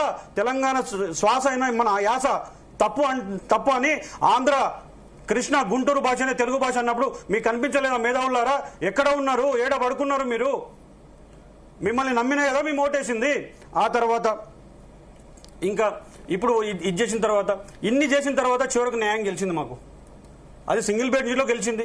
డివిజనల్ బెంచ్లు ఎందుకు వెళ్తున్నారు? ఈ రోజు కాంగ్రెస్ ప్రభుత్వాన్ని అడుగుతున్నా, యావత్ 33 లక్షల నిరుద్యోగులు, దాదాపు ఇప్పుడు 35 లక్షల నిరుద్యోగుల మీద నీకు కక్ష ఎందుకు మళ్ళీ డివిజన్ బెంచ్ వెళ్ళడానికి? ఇంకా మాతో కక్ష ఉంటే చెప్పు ఇక డైరెక్ట్ గా. మేము అడుగుతున్నాం సీఎంని కానీ మిగతా వాళ్ళని అందరిని అడుగుతున్నాం, కాంగ్రెస్ ప్రభుత్వాన్ని అడుగుతున్నాం, కాంగ్రెస్ లీడర్లను అడుగుతున్నాం, కాంగ్రెస్ లో ఉన్న ప్రతి ఒక్కరిని అడుగుతున్నాం, మేధావులు అనుకునే ప్రతి ఒక్కరిని అడుగుతున్నాం. ఇక మాతో పోటే, ఇక యుద్ధమే. ఒకవేళ పోటీ పెట్టుకోవాలనుకున్నారా, భేషజాలకు వెళ్ళాలనుకున్నారా, ఇక యుద్ధమే శరణమవుతుంది మాకు వాళ్ళకు. అందుకే మేము ఇప్పుడు ఏం చెప్తున్నాం, మీరు భేషజాలకు వెళ్ళకండి. మీరు భేషజాలకు వెళ్తే నష్టపోయేది, ఇన్ని రోజులు నష్టపోయినాం. ఇప్పుడు చూడండి, దాదాపు ఎగ్జామ్ ప్రిలిమ్స్ నుంచి ఇప్పటి వరకు కూడా ఎన్ని సంవత్సరాల నుంచి నష్టపోయినాం మేము. వీళ్ళు ఎగ్జామ్ కండక్ట్ చేసినప్పటి నుండి కూడా ఎన్ని రోజులు నష్టపోయినాం. ఈ సమయాన్ని ఎవరు తెచ్చిస్తారు మాకు? ఎవరు తెచ్చిస్తారు? దీనికి సమాధానం ఎవరు చెప్తారు? కనీసం మీరు ఇప్పుడు చెప్తున్నారన్నా, ఒక కాంగ్రెస్ లీడర్ కూడా రాలేదంటే నిరుద్యోగుల పైన వీళ్ళకి ఎటువంటి ప్రేమ ఉందని అర్థమవుతుంది. ఆ తర్వాత ఇక్కడ చూడండి, క్లియర్గా 220 పేజీలో ఇక్కడ చూడండి అండి, కన్క్లూజన్ ఇచ్చి ఒక మాట చెప్పింది. Commission while conducting the group 1 mains examination had not maintain the transparency, integrity, acted in biased manner and deviated their own rules. అంటే ఏమన్నట్టు, ఇక్కడ చూడండి, అంటే దీని మీనింగ్ ఏంటి అసలు చాలా దారుణంగా అనిపిస్తుంది. ఎగ్జామ్ పెట్టడంలో ట్రాన్స్పరెన్సీ కోల్పోయిందంట టీజీపీఎస్సీ. ఇది నేను చెప్పిన మాట కాదు, కోర్టు చెప్పిన మాట. అట్లానే పక్షపాతంగా వ్యవహరించిందంట, ఒకవైపే పక్షపాతంగా వ్యవహరించిందని చెప్తా ఉంది. సొంత రూల్స్ ను కూడా వైలేట్ చేసుకున్న ఏకైక పిఎస్సీ ఏదైనా ఉంటే టీఎస్పీఎస్సీ అనిపిస్తుంది. ఇంత దారుణంగా మీరు చేస్తుంటే మేము అడగకుండా ఎందుకు ఉండాలి? మేము ఏదైనా మాట్లాడితే వీళ్ళు ఆ పార్టీకి సంబంధించిన వాళ్ళు, వీళ్ళు రాజకీయాలు ఎందుకు మాట్లాడతారని అంటారు. బరాబరి మాట్లాడతాం. మేము కాకపోతే ఎవరు మాట్లాడతారు రాజకీయాలు? మేము కాకపోతే మీ మోసాన్ని ఎండగట్టేది ఎవరు? ఎందుకు చెప్తున్నా అంటే, మీరు అధికారంలో ఉన్నప్పుడు 1:100 ఇస్తామన్నారు ఇదే గ్రూప్ అనుకు, కానీ ఇవ్వలేదు. అక్కడ మోసం చేసిండ్రు, మాకు జాబ్ క్యాలెండర్ పేరు మీద మోసం చేసిండ్రు. ఆ తర్వాత అనేక మోసాలు, మీకు ఈ నెలలో నోటిఫికేషన్ ఇస్తాం, ఆ నెలలో నోటిఫికేషన్ ఇస్తామని మోసం చేసిండ్రు. కాబట్టి మిమ్మల్ని గెలిపించింది మేమే, మిమ్మల్ని అడిగేది మేమే. మీరు మళ్ళీ గ్రూప్ 1 విషయంలో మాత్రం అడ్డు తగిలితే మీకు మాకు ఇంకా యుద్ధమే జరుగుతుందని ఈ సందర్భంగా హెచ్చరిస్తూ ఒక మాట చెప్తా. చివరిగా ఒక మాట చెప్పాలనుకున్నా. కాంగ్రెస్ ప్రభుత్వము ఇప్పుడైనా ఆలోచన చేయండి. కాంగ్రెస్ నేతలారా ఇప్పుడైనా ఆలోచన చేయండి. ఆలోచన చేయకుండా మళ్ళీ డివిజన్ బెంచ్ పోతే సరే, మాకున్న కష్టం మేరకు, మాకున్న దీని మేరకు మేము కొట్లాడతామేమో, కానీ మీరు మా డివిజన్ బెంచ్కి మీరు వెళ్తే మా మీద యుద్ధం ప్రకటించినలాగానే మేము అనుకుంటామని చెప్తూ ఇచ్చేస్తాం.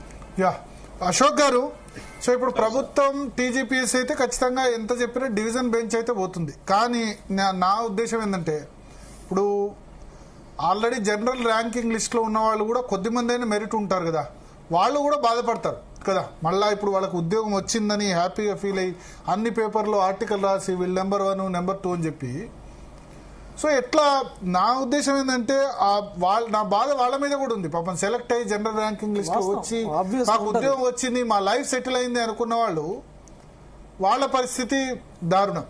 వాళ్ళ గురించి కూడా ఆలోచించాలి మనం. టాలెంటెడ్ గా సార్, వాళ్ళంతా సెలెక్ట్ అయిన క్యాండిడేట్లంతా టాలెంటెడ్ కాబట్టి వాళ్ళు మళ్ళీ ఎగ్జామ్ పెట్టినా వాళ్ళు సెలెక్ట్ అవుతారు. నిజంగా వాళ్ళు సబ్జెక్ట్ లో ఉన్నప్పుడు మళ్ళీ మెరిట్ కూడా సాధించడానికి అవకాశం ఉంటది. అంటే వాళ్లకు నష్టం జరిగిన దానికంటే ఇక్కడ అన్యాయం చేయని వాడు చాలా ఎక్కువ మంది ఉన్నారు కాబట్టి, నిజంగా వాళ్ళు మెరిటెడ్ క్యాండిడేట్ అయితే మళ్ళీ ఎగ్జామ్ పెట్టినా వాళ్ళు ఫిలిమ్స్ క్వాలిఫై అవుతారు. మళ్ళీ ఎగ్జామ్ పెట్టినా వాళ్ళు రాసి మళ్ళీ సెలెక్ట్ కావడానికి అవకాశాలు ఉంటాయి. వాళ్ళకు ఆ దారిలో మూసుకపోలే, వీళ్ళతో పాటు వాళ్ళు కూడా రాసుకోవడానికి అవకాశం ఉంటది కదా.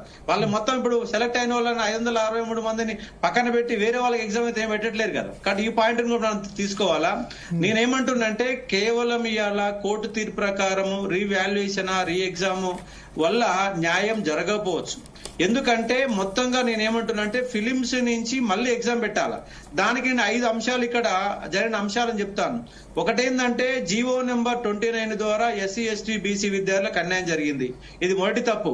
ఆ తప్పిదాన్ని సవరించాలంటే కంపల్సరీగా మళ్ళీ ఫిలిమ్స్ నిర్వహించి జీవో నెంబర్ 29 సవరణ చేయండి. మళ్ళా ఈ జీవోను మార్చి కొత్త జీవో తీసుకురాకుండా జీవో నెంబర్ 29లోని సవరణ తీసుకొచ్చి ఎవరికి అంటే ఫస్ట్ ఓపెన్ కేటగిరీలో అందరికి అవకాశం ఇచ్చిన తర్వాత రిజర్వేషన్లకు వెళ్లిపోయే ప్రయత్నం జరగాలి.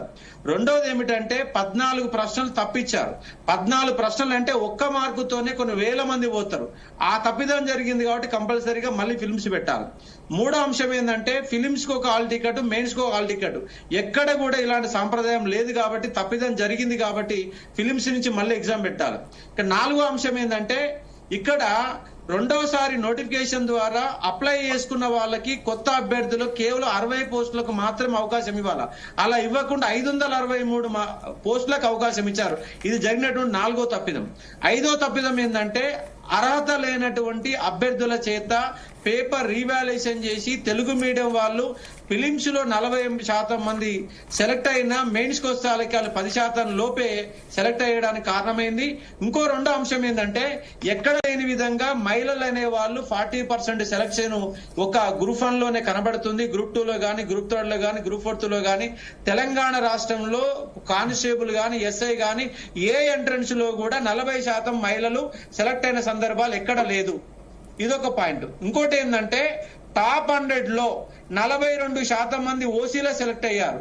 ఇది దేని కారణం అంటే, జియో నెంబర్ 29 అనే ఒక యాసెప్షన్ లో 42 మంది టాప్ 100 లో ఓసీలో సెలెక్ట్ అయ్యారు. అంటే మొదటి నుంచి చివరి వరకు ఎక్కడ చూసినా కూడా అన్ని తప్పిదాలే ఉన్నవి. కాబట్టి ప్రభుత్వం మళ్ళీ గనక బేసిజాలకు పోతే, మళ్ళీ డివిజన్ పోంచి సుప్రీంకోర్టు పోతామంటే, ఇప్పటికే మీరు ఏ ఒక్క నోటిఫికేషన్ ఇవ్వని కారణంగా తెలంగాణ రాష్ట్రంలో ఉన్నటువంటి నిరుద్యోగులంతా ఈ కాంగ్రెస్ గవర్నమెంట్ నిరుద్యోగులను మోసం చేసింది అన్నటువంటి అభిప్రాయం అభిప్రాయము తీవ్రంగా ఉంది. నిరుద్యోగులంతా కంప్లీట్ ఇప్పుడు రోడ్ ఎక్కడానికి సిద్ధంగా ఉన్నారు. ఈ గ్రూప్ 1 విషయంలో కూడా వీళ్ళు అట్లాగే పట్టుదల గనక పోతే లాస్ట్ గవర్నమెంట్ కు టీఆర్ఎస్ కి ఎలాంటి సమస్య ఎదురై ప్రభుత్వం పక్కన పెట్టడానికి కారణమైందో, రేపు గనక వీళ్ళు ఇట్లనే పోతే మళ్ళీ తెలంగాణ పబ్లిక్ సర్వీస్ కమిషన్ ముట్టడి. పోయినసారి 5,000 మంది చేస్తేనే ప్రభుత్వం మారింది, ఈసారి 10,000 మంది తెలంగాణ పబ్లిక్ సర్వీస్ కమిషన్ ని ముట్టడి చేస్తారు. ఇంకో అంశం ఏంటంటే వీళ్ళు అధికారంలోకి వచ్చి 20 నెలల కాలంలో ఒక్క నోటిఫికేషన్ ఇవ్వకుండా పాత నోటిఫికేషన్లకి పత్రాలు చేసి మాది గొప్ప గవర్నమెంట్ అని పనికిమాల మాటలు పడుతూ 10 సభలు చెప్తా ఉన్నారు. దానికి నిరసనగా సెప్టెంబర్ 15వ తారీఖు నుంచి నేను ఆమరణ నిరాహార దీక్ష మళ్ళీసారి మొదలు పెట్టబోతున్నా. ఇక్కడ వేదిక పైన ఉన్నటువంటి మేధావులందరూ కూడా నా మద్దతు తెలిపి ఈ నోటిఫికేషన్ల సాధన కోసం గట్టిగా కృషి చేయాలని అన్ని పార్టీల వాళ్ళని కూడా నేను పోయి మళ్ళీ వాళ్ళు రిక్వెస్ట్ చేసి అన్ని నోటిఫికేషన్స్ గురించి మీరు చేసేది సెప్టెంబర్ 15 నోటిఫికేషన్ల గురించి 2 లక్షల ఉద్యోగాల నోటిఫికేషన్ సంబంధించిన అంశాలపైన నేను ఆమరణ నిరాహార దీక్ష చేయబోతున్నా. ఒక్క నోటిఫికేషన్ ఇవ్వలేదు కాబట్టి దానికోసం కొట్లాడబోతున్నా. కాబట్టి వేదిక మీద ఉన్నటువంటి ప్రసన్న హరికృష్ణ కూడా అన్నగారు మీరు కూడా మనం ఎందుకంటే ఎమ్మెల్సీ పోటీ చేసి ఎంతో కొంత రాష్ట్ర వ్యాప్తంగా నిరుద్యోగుల తరపున మాట్లాడినాం. గ్రూప్ 1 విషయంలో చాలా సీరియస్ కొట్లాడినాం. కాబట్టి నోటిఫికేషన్ల సాధన విషయంలో కొంచెం మనం ఇనిషియేటివ్ కనుక తీసుకుంటే నిరుద్యోగులకు నోటిఫికేషన్ రావడానికి అవకాశం ఉంది. కొంచెం ముందుకొచ్చి మీరు బలంగా కొట్లాడాలి, ఆ ముందు నడవాలి అని కోరుతా ఉన్నా. వేదిక మీద ఉన్నటువంటి మిగతా నిరుద్యోగ మిత్రులకి అందరు కూడా కోరుతా ఉన్నా, మనం మళ్ళీ నిరుద్యోగ ఉద్యమాన్ని బలంగా చేస్తే తప్ప ఈ నోటిఫికేషన్లు వచ్చే అవకాశం కనబడతలేదు. గ్రూప్ 1 కూడా డివిజన్ పోకుండా మళ్ళీ నిర్వహిస్తే నిరుద్యోగ సమస్యలో ఎంతో కొంత సమస్య పరిష్కారం దొరకడానికి అవకాశం ఉంది. శ్రీనివాస్ గారు జాయిన్ అయ్యారు లైవ్ లో. శ్రీనివాస్ గారు చెప్పండి, నీ వ్యూ ఏంటి?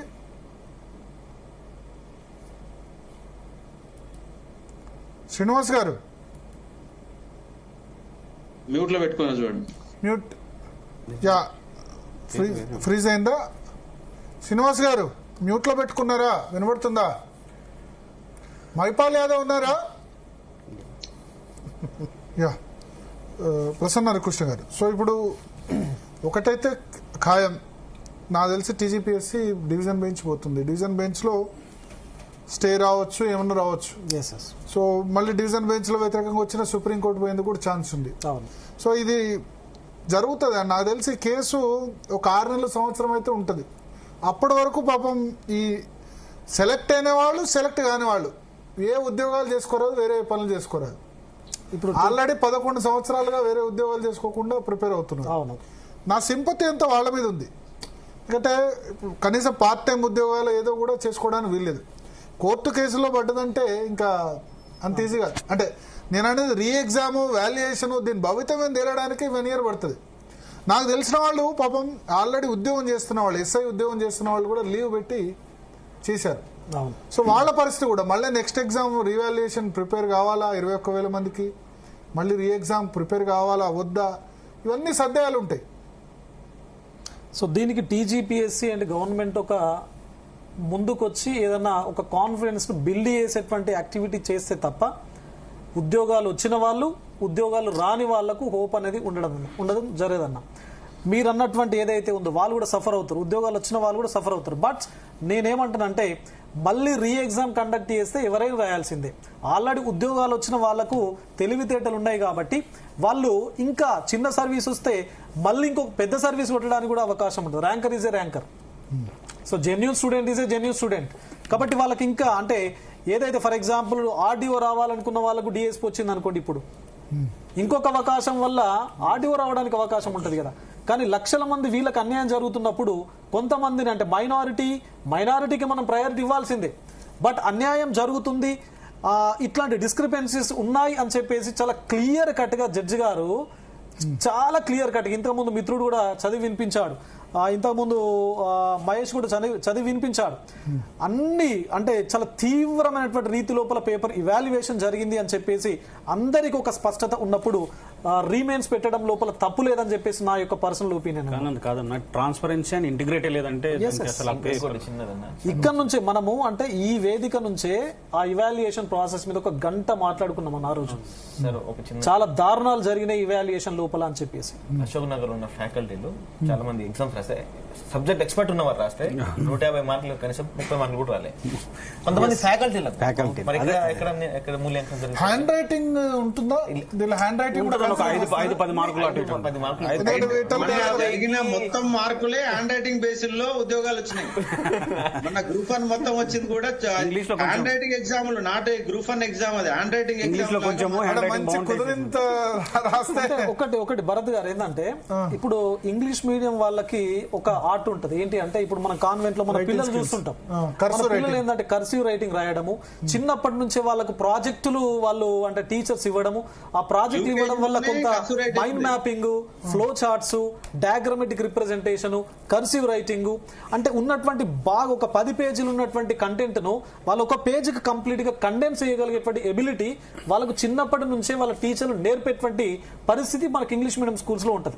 కానీ తెలుగు మీడియం అంటే తెలుగు మీడియం స్టూడెంట్ తెలుగులో చదివిండు అంటే ఆర్థికంగా సామాజికంగా బాగా బ్యాక్ డ్రాప్ ఉంటే తప్ప వాళ్ళు Telugu medium students Telugu medium స్కూళ్ళలో చదవడు.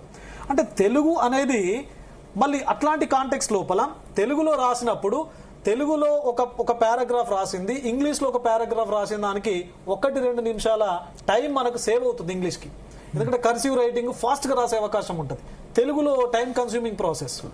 అండ్ వాస్తవానికి ఇప్పుడు ఈ మెయిన్స్ లోపల చాలా అందంగా నీట్ గా డయాగ్రమెటిక్ రిప్రజెంటేషన్స్ ఉండడం వల్ల ఇవాల్యుయేటర్స్ అంటే పై మెరుగులకు మోసపోయారు మా వాళ్ళు పాపం.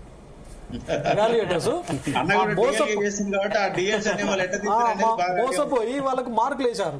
ఇంకొక మా తెలుగు మీడియం అభ్యర్థులు ఎట్లుంటారు, పారాగ్రాఫ్లు అంటే అద్భుతమైనటువంటి కంటెంట్ ఇస్తారు, ఇంకా సరిపోలేదని చెప్పేసి ఎక్కువ రాస్తారు.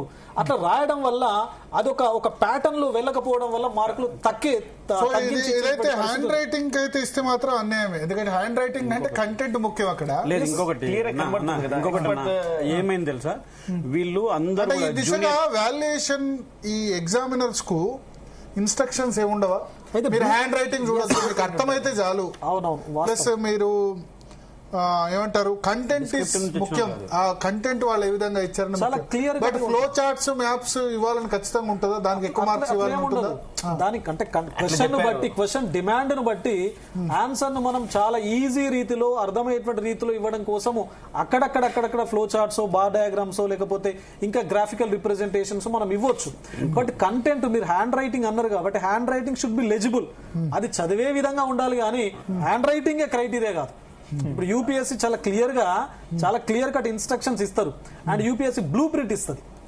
ఇక్కడ అన్ఫార్చునేట్ థింగ్ ఏంటంటే ఈ టీజీపీఎస్సీ అసలు బ్లూ ప్రింట్ తయారు చేయలేదు. బ్లూ ప్రింట్ లేదు అసలు. బ్లూ ప్రింట్ లేనటువంటి పరిస్థితిలో ఇవాల్యుయేటర్ దేన్ని ఆధారంగా చేసుకుని ఇవాల్యుయేషన్ చేస్తారు. ఇంకొకటి అన్న, ఇప్పుడు మనం గమనించాల్సి వస్తుంది భరత్ అన్న, మనం ఇక్కడ వీళ్ళు ఎవరైతే జూనియర్ లెక్చరర్లతో కరెక్షన్ చేయించింది కదా, వాళ్ళు ఓన్లీ కూడా డిస్క్రిప్టివ్ నుంచి రారు, డిస్క్రిప్టివ్ పేపర్ రాసి రారు, ఓన్లీ ఆబ్జెక్టివ్ టైప్ పేపర్ రాసి వాళ్ళు సెలెక్ట్ అవుతారు. అటువంటి వాళ్ళని తీసుకొచ్చి డిస్క్రిప్టివ్ కరెక్షన్ చేపిస్తా అది ఎంతవరకు correct? That professors, university professor, subject experts ఉంటారు. ఇప్పుడు ఇందులో డిలే అవుతుంది. ఇప్పుడు అవ్వలేదన్నా, ఇప్పుడు అవ్వలేదా? డిలే అవుతుందన్న ఉద్దేశంతో జూనియర్ లెక్చరర్ తో భరత్ గారు ఒకటి చిన్న సింపుల్ అరిథమెటిక్ మీకు నేను చెప్పే ప్రయత్నం చేస్తాను. ఇప్పుడు మొత్తం ఆన్సర్ స్క్రిప్ట్ అంటే వాస్తవానికి మెయిన్స్ కు సెలెక్ట్ అయినటువంటి క్యాండిడేట్స్ 30,095 మంది సెలెక్ట్ అయ్యారు. ఓకే, అండ్ ఎగ్జామ్ కు రాసిన వాళ్ళు 21,075 ప్లస్ 18 స్పోర్ట్స్ కోటా అంటే 21,075 మంది మెయిన్స్ కు ఫైనల్ గా అపేర్ అయ్యారు. 7 పేపర్లు వాళ్ళు రాస్తారు అంటే 21,075 ఇంటూ 7 పేపర్లు మనకు రఫ్ గా 2,47,000 ఆన్సర్ స్క్రిప్ట్లు వస్తాయి. 2,47,000 సుమారుగా అంటే 2,47,000 ఆన్సర్ స్క్రిప్ట్లను దిద్దడానికి 50 మంది ప్రొఫెసర్లు దొరకరా భరత్ గారు? ఇంత పెద్ద తెలంగాణ రాష్ట్రంలో అవసరం ఉంటే కొన్ని సబ్జెక్టులను బయట నుంచి కూడా మనం తీసుకునేటువంటి పరిస్థితులు, సైన్స్ అండ్ టెక్నాలజీ లాంటి పేపర్స్ మనం బయట నుంచి కూడా తీసుకోవచ్చు. అంటే 50 మందితోని గనక మనం ఇవాల్యుయేషన్ చేయిస్తే ఈ 2,47,000 ఆన్సర్ స్క్రిప్ట్లను కేవలం 147 రోజుల లోపల మనం దిద్దించవచ్చు. ఎక్కడ కాంప్రమైజ్ కాకుండా, క్వాలిటీలో కాంప్రమైజ్ కాకుండా, ఒక కన్స్ట్రక్టివ్ ఓరియంటేషన్ లోపల పిల్లలకు న్యాయం చేసే. ఒకసారి బీఆర్ఎస్ వ్యూ తీసుకుందాం. దాసో శ్రవణ్ గారు నాకు తెలిసి అప్పుడు గ్రూప్ 1 వాయిదా గురించి ఆయన సుప్రీంకోర్టులో చివరి రోజు వరకు కూడా ప్రయత్నం చేశారు. సో దాసరి శ్రవణ్ గారు, నమస్కారం భరత్ గారు, నమస్కారం సోదరులు, చర్చలో ఉన్న వాళ్ళందరికీ కూడా. సో ఆ రోజు మీరు ప్రిలిమ్స్ లాస్ట్ డే ఆ రోజు కూడా సుప్రీంకోర్టులో హియరింగ్ జరిగింది కదా? జరుగుతున్న రోజు కూడా, కాబట్టి ఆల్రెడీ ఎగ్జామ్ అయింది కాబట్టి వాయిదా వేయలేమని చెప్పింది సుప్రీంకోర్టు. కరెక్ట్. సో ఇవాళ హైకోర్టు ఇచ్చింది మెయిన్స్ గురించి, మీరు అప్పుడు ఫైట్ చేసింది ప్రిలిమ్స్ జీవో నెంబర్ 29 గురించి. మెయిన్స్ ప్లస్ జీవో నెంబర్ 29 కూడా, అది కూడా మీరు సెలక్షన్ కూడా కరెక్ట్ కాదన్నారు, అంతేనా? అవును. సో ఇప్పుడు ఏంది వే ఫార్వర్డ్ ఏంటి అంటే, ఇప్పుడు ఏది ఎట్లా ఉన్నా సరే 11 సంవత్సరాల్లో ఒక్క గ్రూప్ 1 ఉద్యోగం కూడా భర్తీ కాలేదు, ఇంకో సంవత్సరం బట్టి ఉంటుంది ఇవన్నీ చూస్తే. సార్ ఇప్పుడు దట్ ఈస్ నాట్ ఒక మాట భరత్ గారు, దురదృష్టం ఏంటంటే ప్రభుత్వం వాళ్ళు చేస్తున్నటువంటి తప్పిదాలను కప్పిపుచ్చుకోవడం కోసం ముందుకు పట్టుకొచ్చే ఆర్గ్యుమెంట్ ఏంటంటే, ఇప్పటి వరకు గ్రూప్ 1 ఎగ్జామ్ జరగలే కాబట్టి మేము తప్పుడు పద్ధతుల్లో కూడా గ్రూప్ 1 ఎగ్జామ్ నిర్వహించినా గానీ ఆ తప్పులన్నీ సహించాలా, భరించాలా అనేటువంటి ఒక రీతిలో పట్టుకొచ్చేటువంటి ఒక ఆర్గ్యుమెంట్. లాస్ట్ 11 years లో గ్రూప్ 1 జరగలేదు కాబట్టి ఇప్పుడు ఏం చేసినా పారాఫోన్ మాప్ అనేటువంటి ఒక యాటిట్యూడ్ గవర్నమెంట్ నుంచి వస్తా ఉంది, అది కరెక్ట్ కాదు. నెంబర్ 1. నెంబర్ 2, జీవో 29 ఇప్పుడు చర్చలో చాలా మంది నిరంతరం ఫీల్డ్ లో ఉండి కొట్లాడినటువంటి వాళ్ళు, ఈ విజయానికి కారకులైనటువంటి వాళ్ళే ఈ చర్చలో ఉన్నట్టుగా కనబడతా ఉంది. Seeing in the TV. So everybody, Prasanna, Hari, మిగతా అందరు కూడా they are all the fighters who fought for it. అయితే క్వశ్చన్ ఏంటి అంటే, ప్రభుత్వం తప్పు మీద తప్పు చేస్తూ ఇవాళ ఒక బుల్డోజ్ చేస్తూ నిరుద్యోగులను అణగదొక్కాలనే ఒక ప్రయత్నం నిర్దాక్షిణ్యంగా చేసింది. దాన్ని ఇవాళ హైకోర్టు తప్పుపడుతూ ఇవాళ అద్భుతమైన తీర్పిచ్చింది. ముందుగా హైకోర్టు వారికి ధన్యవాదాలు, తర్వాత ఈ పోరాటంలో భాగస్వాములైనటువంటి ఒక విద్యార్థి నాయకులకు, నిరుద్యోగులకు అందరికి కూడా హృదయపూర్వకంగా శుభాభినందనలు తెలియజేస్తా ఉన్నాను. ఇవాళ వే ఫార్వర్డ్ ఒకటే అండి, భేషజాలకు పోవద్దు ఈ ప్రభుత్వం. టీజీపీఎస్సీ గానీ ప్రభుత్వం గానీ భేషజాలకు పోకుండా వెంటనే నా దృష్టిలో అయితే ఈ పరీక్ష రద్దు చేస్తూ మళ్ళా జీవో 29 లాంటి ఒక బీసీ, ఎస్సీ, ఎస్టీ, మైనారిటీ వర్గాలకు అన్యాయం చేసేటువంటి ఒక జీవోను కూడా విత్డ్రా చేసుకొని పూర్తి స్థాయిలో గ్రూప్ 1 ను రీకండక్ట్ చేసినట్టయితే రైట్ పీపుల్, మెరిటోరియస్ పీపుల్, ఎవరికైతే సరి అయినటువంటి ఒక ఫలాలు అందాలో వాళ్లకు అందే విధంగా ఈ యొక్క పరీక్ష నిర్వహిస్తే బాగుంటుందని చెప్పని నేను భావిస్తా ఉన్నాను. ఇక 222 పేజీల జడ్జిమెంట్, అది క్వైట్ అన్ ఎలాబరేట్ జడ్జిమెంట్. నాకు తెలిసి ఇట్స్ హిస్టారికల్ జడ్జిమెంట్. ఆ జడ్జిమెంట్ లో ఒక్క పేజీలో ఉన్నటువంటి అంశాన్ని చదివితే 369, 370, 371 ఆ 222 పేజెస్ లో మీరు కనుక చూసినట్టయితే పేరా నెంబర్ 369, 370 అండ్ 371 అని ఎంత స్ట్రాంగ్ వర్డెడ్ గా జడ్జిమెంట్ రాసిండ్రు అంటే, this court feels that the commission while conducting the group 1 mains examination had not maintained transparency, integrity, acted in biased manner, deviated their own rules. 370 చెప్తది. Due to the commission's negligence and inefficiency, the affected individuals are the unemployed youth of Telangana state అని చెప్తూ last లో అంటాడు, the commission failed in both procedural aspects and evaluation methods, which is impermissible. 371. Although there have been 2 instances of cancellation of group 1 examinations, the commission has not learned from its previous experience అని చెప్పని స్పష్టంగా supreme high court order లో చెప్పిన తర్వాత నేను ఇంటా ఉన్నాను, ఎవరో మిత్రులు చెప్తా ఉన్నారు మళ్ళీ ఏదో రిట్ అపీల్ కి వెళ్తారు, డివిజన్ బెంచ్ కి వెళ్తారు, అట్లా ఇట్లా అని. This is only an assault on the unemployed youth. వాళ్ళు గ్రూప్ 1 పేరు మీద లాఠీలు తిన్నారు, కేసులు ఎదుర్కొన్నారు, నానా ఇబ్బందులు పాపం వాళ్ళు గ్రూప్ 1 పిల్లలు ఎదుర్కొన్నటువంటి ఒక పరిస్థితి. రచ్చ అయింది, వాళ్ళ జీవితాలన్నీ రచ్చ అయినాయి, లేనిపోని కేసులన్నీ కూడా వాళ్ళు భరిస్తూ వచ్చినారు. ఇవాళ భగవంతుడు వాళ్ళ పక్షాన నిలబడి ధర్మం గెలిచే విధంగా హైకోర్టు న్యాయమూర్తి ఇంత అద్భుతమైనటువంటి ఒక తీర్పిచ్చిన తర్వాత రేవంత్ రెడ్డి గారి ప్రభుత్వం కానీ, బూరా వెంకటేశం గారు కానీ, ఇంకెవరైనా పెద్దలైనా సరే దయచేసి నిరుద్యోగుల జీవితాలతో ఇంకా చెలగాటలు ఆడకండి, వాళ్ళని కోర్టుల చుట్టూ తిప్పకండి. I felt very sad for them. Supreme court మెట్లలో వాళ్ళే కనబడతారు, హైకోర్టు మెట్ల మీద వాళ్ళే కనబడతారు, పోలీసుల లాఠీలు పోలీసుల కేసులకు వాళ్ళే అడ్డ నిలబడ్డారు. కాబట్టి ఇంకా వీళ్ళ జీవితాలతో చెలగాటలు ఆడకుండా దేశాలు లేకుండా this exam has to be reconducted. G O 29 has to be withdrawn. తర్వాత మళ్ళా రిటప్పీల్ అంటే మాత్రం నాకు తెలిసి ఏ విద్యార్థి కూడా హర్షించడు. ఇది రాహుల్ గాంధీ గారు కానీ రేవంత్ రెడ్డి గారు కానీ అధికారంలోకి రాకముందు విద్యార్థులకు ఇచ్చిన వాగ్దానాలను తుంగలో తొక్కినట్టే, వాళ్ళ ప్రజాస్వామిక హక్కులను కాలరాసినట్టే అని చెప్పి నేను భావిస్తా ఉన్నాను. ఓకే, సో ఇప్పుడు ఒకటి ఆల్రెడీ ఒక లీక్ వచ్చింది, డివిజన్ బెంచ్ కు వెళ్తాము అని చెప్పారు. డివిజన్ బెంచ్ తర్వాత మళ్ళీ సుప్రీంకోర్టు, ఐదర్ పార్టీ, ఈ పార్టీ అయినా ఆ పార్టీ అయినా వెళ్ళొచ్చు. నాకు చూస్తే అనిపిస్తుంటే మినిమం 6 months ఇప్పుడు కోర్టులో ఫైనల్ జడ్జిమెంట్ వచ్చేసరికి ఈ 2 కోర్టులకు సంబంధించి జరిగేటట్టు అనిపిస్తుంది. ఎట్లా మరి చాలా సంవత్సరాలుగా ప్రిపేర్ అవుతున్న వాళ్ళు, ప్రభుత్వం నుంచి మేము పిలిచాం, కాంగ్రెస్ పార్టీ స్పోక్స్ పర్సన్స్ ఎవరిని మాట్లాడొద్దని ఇన్స్ట్రక్షన్ ఇచ్చారట. మధ్యాహ్నం మాట్లాడారు, బట్ సాయంత్రం నుంచి ఇన్స్ట్రక్షన్ ఇచ్చారట. సో ప్రభుత్వం చాలా క్లియర్ స్టాండ్ తో ఉంది ఈ విషయంలో.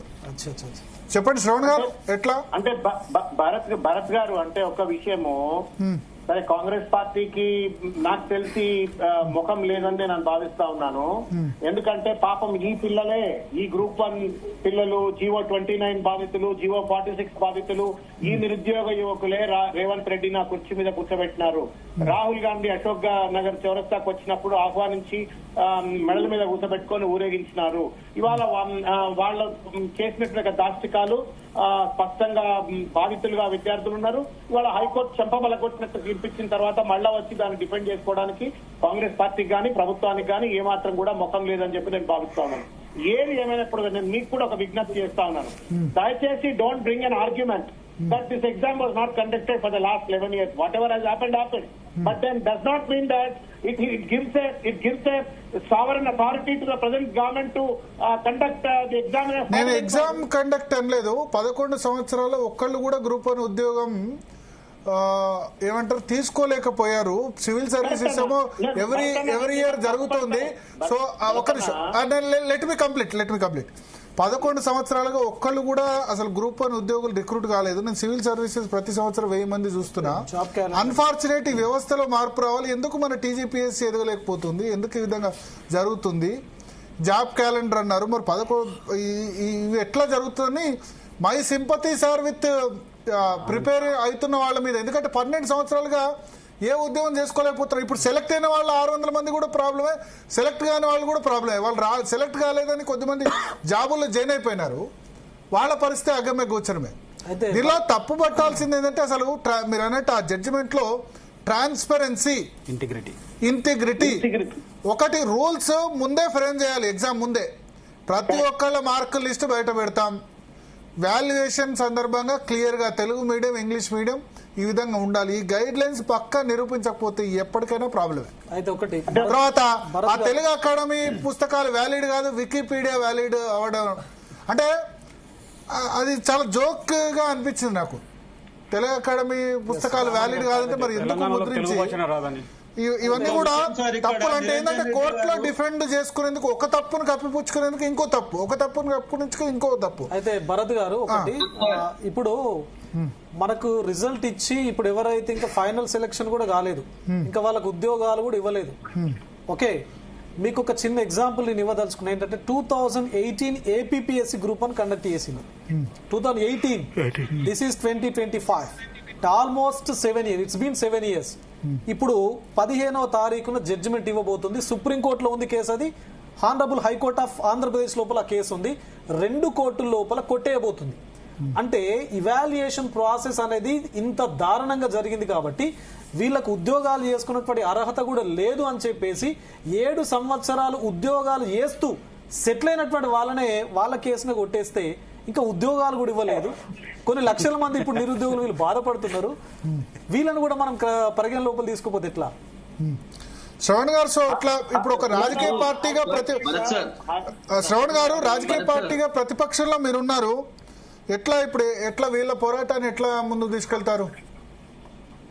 నేను తప్పనిసరిగా ఇంతకుముందు జస్ట్ కొనసాగింపుగా డాక్టర్ ప్రసన్న హరి అన్నారు కదా ఒక మాట. ఇప్పుడు సుప్రీంకోర్టులో ఉన్నటువంటి ఒక కేసు పెండింగ్ లో ఉంది. బీహార్ లో 15 ఏళ్ల కింద అయినటువంటి ఒక ఎగ్జామ్ నలిఫై చేసిందండి కోర్టు.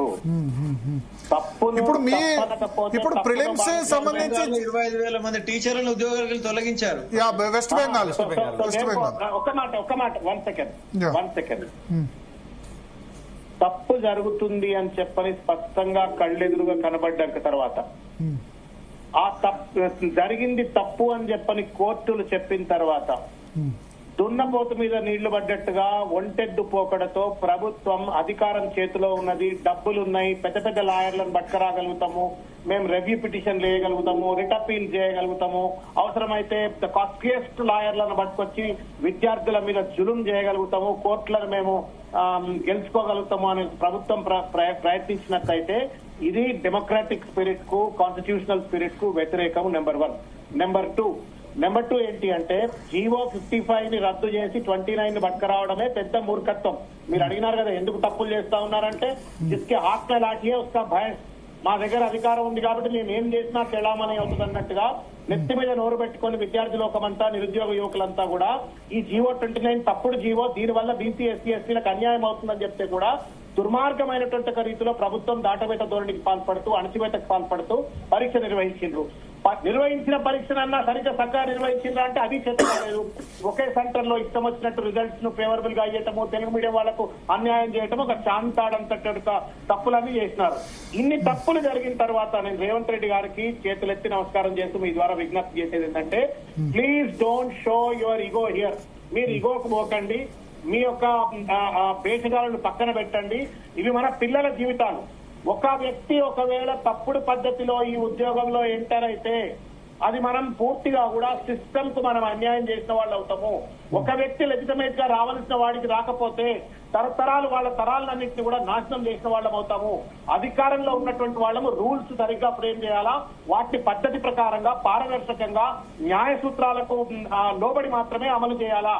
దానికి భిన్నంగా వ్యవహరించిందని కోర్టు చెప్పిన తర్వాత ఇవాళ ప్రభుత్వం ఏ మాత్రం కూడా రివ్యూ పిటిషన్ కనుక అప్పీల్ చేసినట్టయితే విద్యార్థుల యొక్క జీవితాలతో చెలగాటమాడినట్టే, తడిగుడ్డ పెట్టి వాళ్ళ గొంతులు కోసినట్టే. కాబట్టి నేను మొన్న ఎప్పుడో చూసిన అద్దంకి దయాకర్ గారు చిక్కడపల్లికి పోయి, తర్వాత కోదండరామ్ గారు, అద్దంకి దయాకర్ గారు బట్టి గారితో మాట్లాడుతున్న విజువల్స్ అన్ని చూసిన.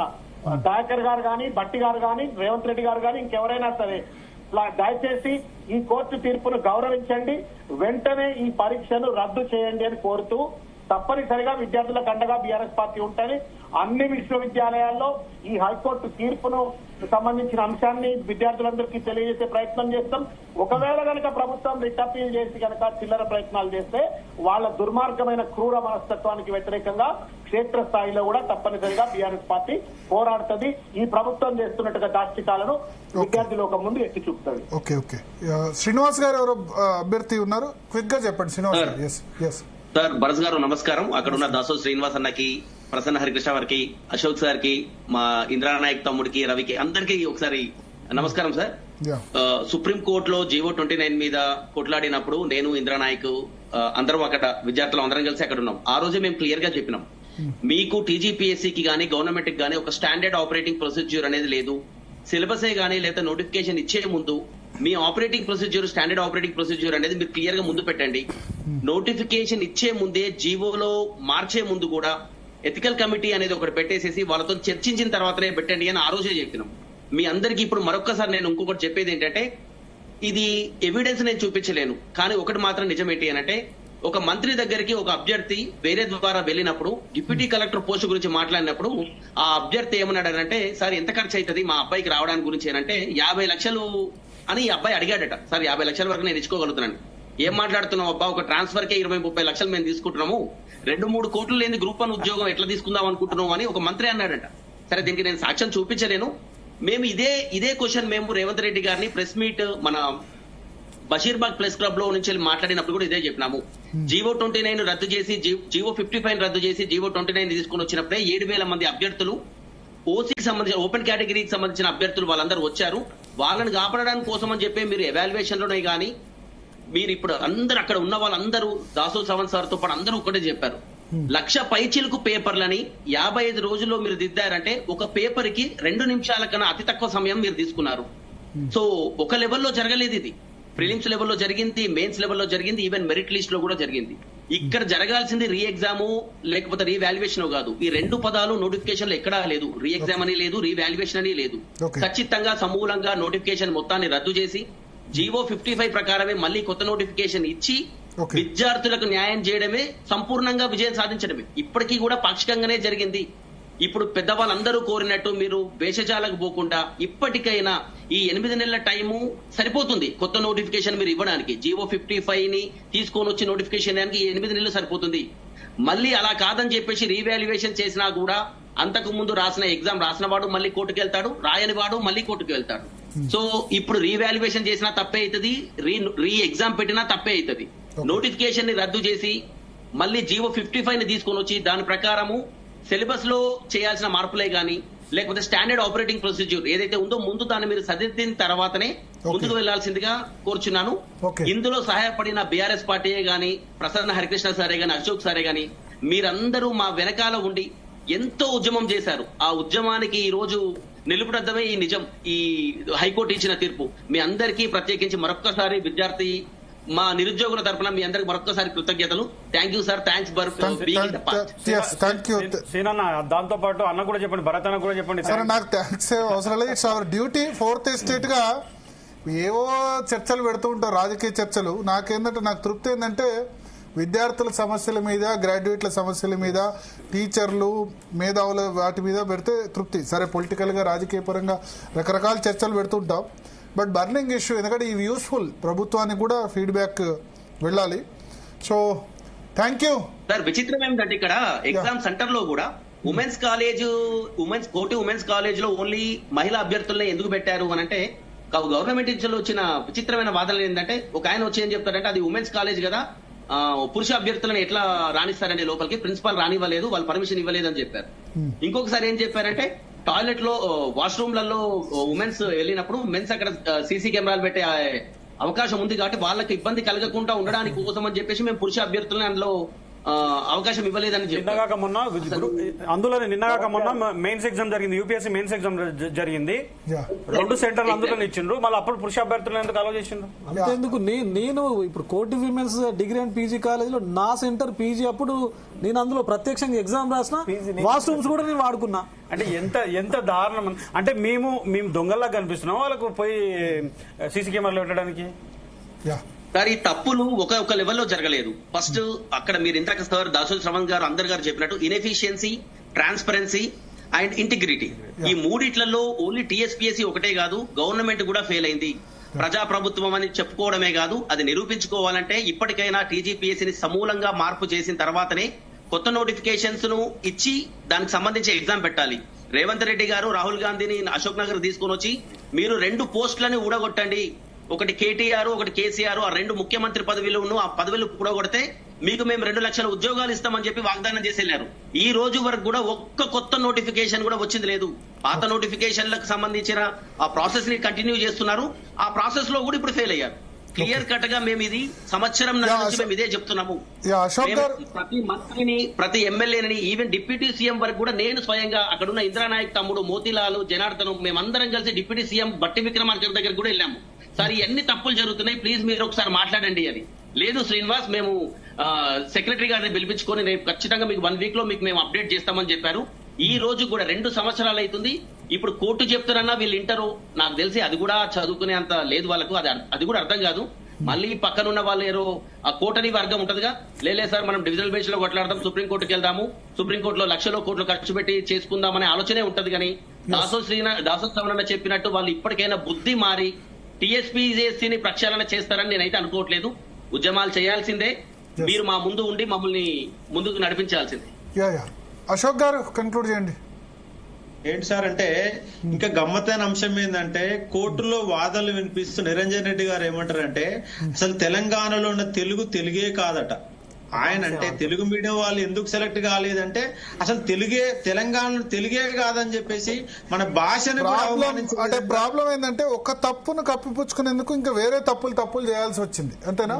హాల్ టికెట్, ప్రిలిమ్స్ ఒకటి, మెయిన్స్ వచ్చింది మేము కాబట్టి తెలుగు మీడియంలో తెలియగల వాళ్ళు ఉన్నారని చెప్పేసి చెప్తుంటే టీజీపీఎస్ అడ్వకేట్లు నవ్వుతున్నారు, అపహాస్యం నవ్వుతున్నారు మాకలి చూసి. అసలు వాళ్ళు చెప్పాల్సింది పోయి వాళ్ళు ఏందో సార్ నాకు ఇప్పుడు అర్థమైతే లేదన్న.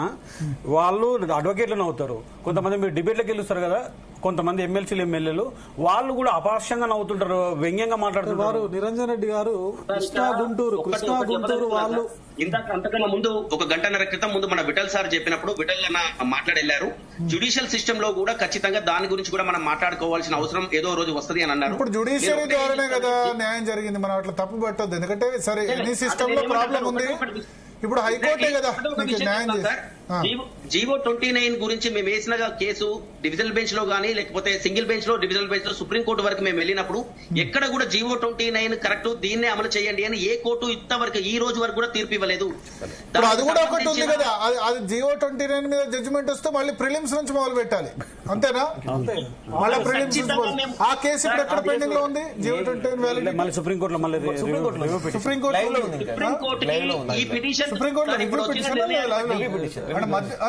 పిటిషన్ లో అప్పుడేంది ఆల్రెడీ ఎగ్జామ్ ఉంది కాబట్టి దీన్ని వాయిదా వేయలేము. మధ్యంతర తీర్పా లేదా డిస్మిస్ చేశారు?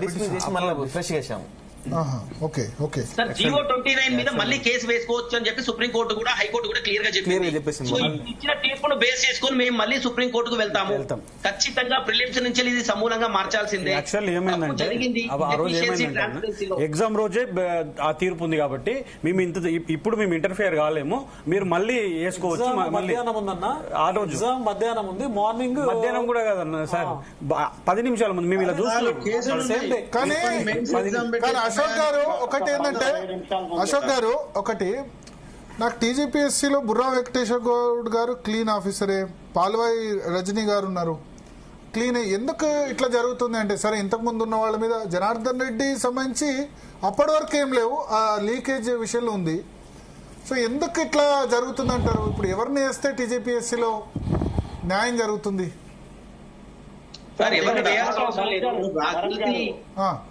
చెప్పండి అశోక్ గారు. ఇప్పుడు ఒకటి సార్, ఇక్కడ సభ్యులని మాత్రమే మారిస్తే ప్రక్షాళన ఎట్లయితుంది? దాంట్లో అవుట్ సోర్సింగ్ వాళ్ళు ఉన్నారు, అవుట్ సోర్సింగ్ వాళ్ళే దొంగలుగా మారి మన పేపర్లు అమ్ముకున్న సందర్భం.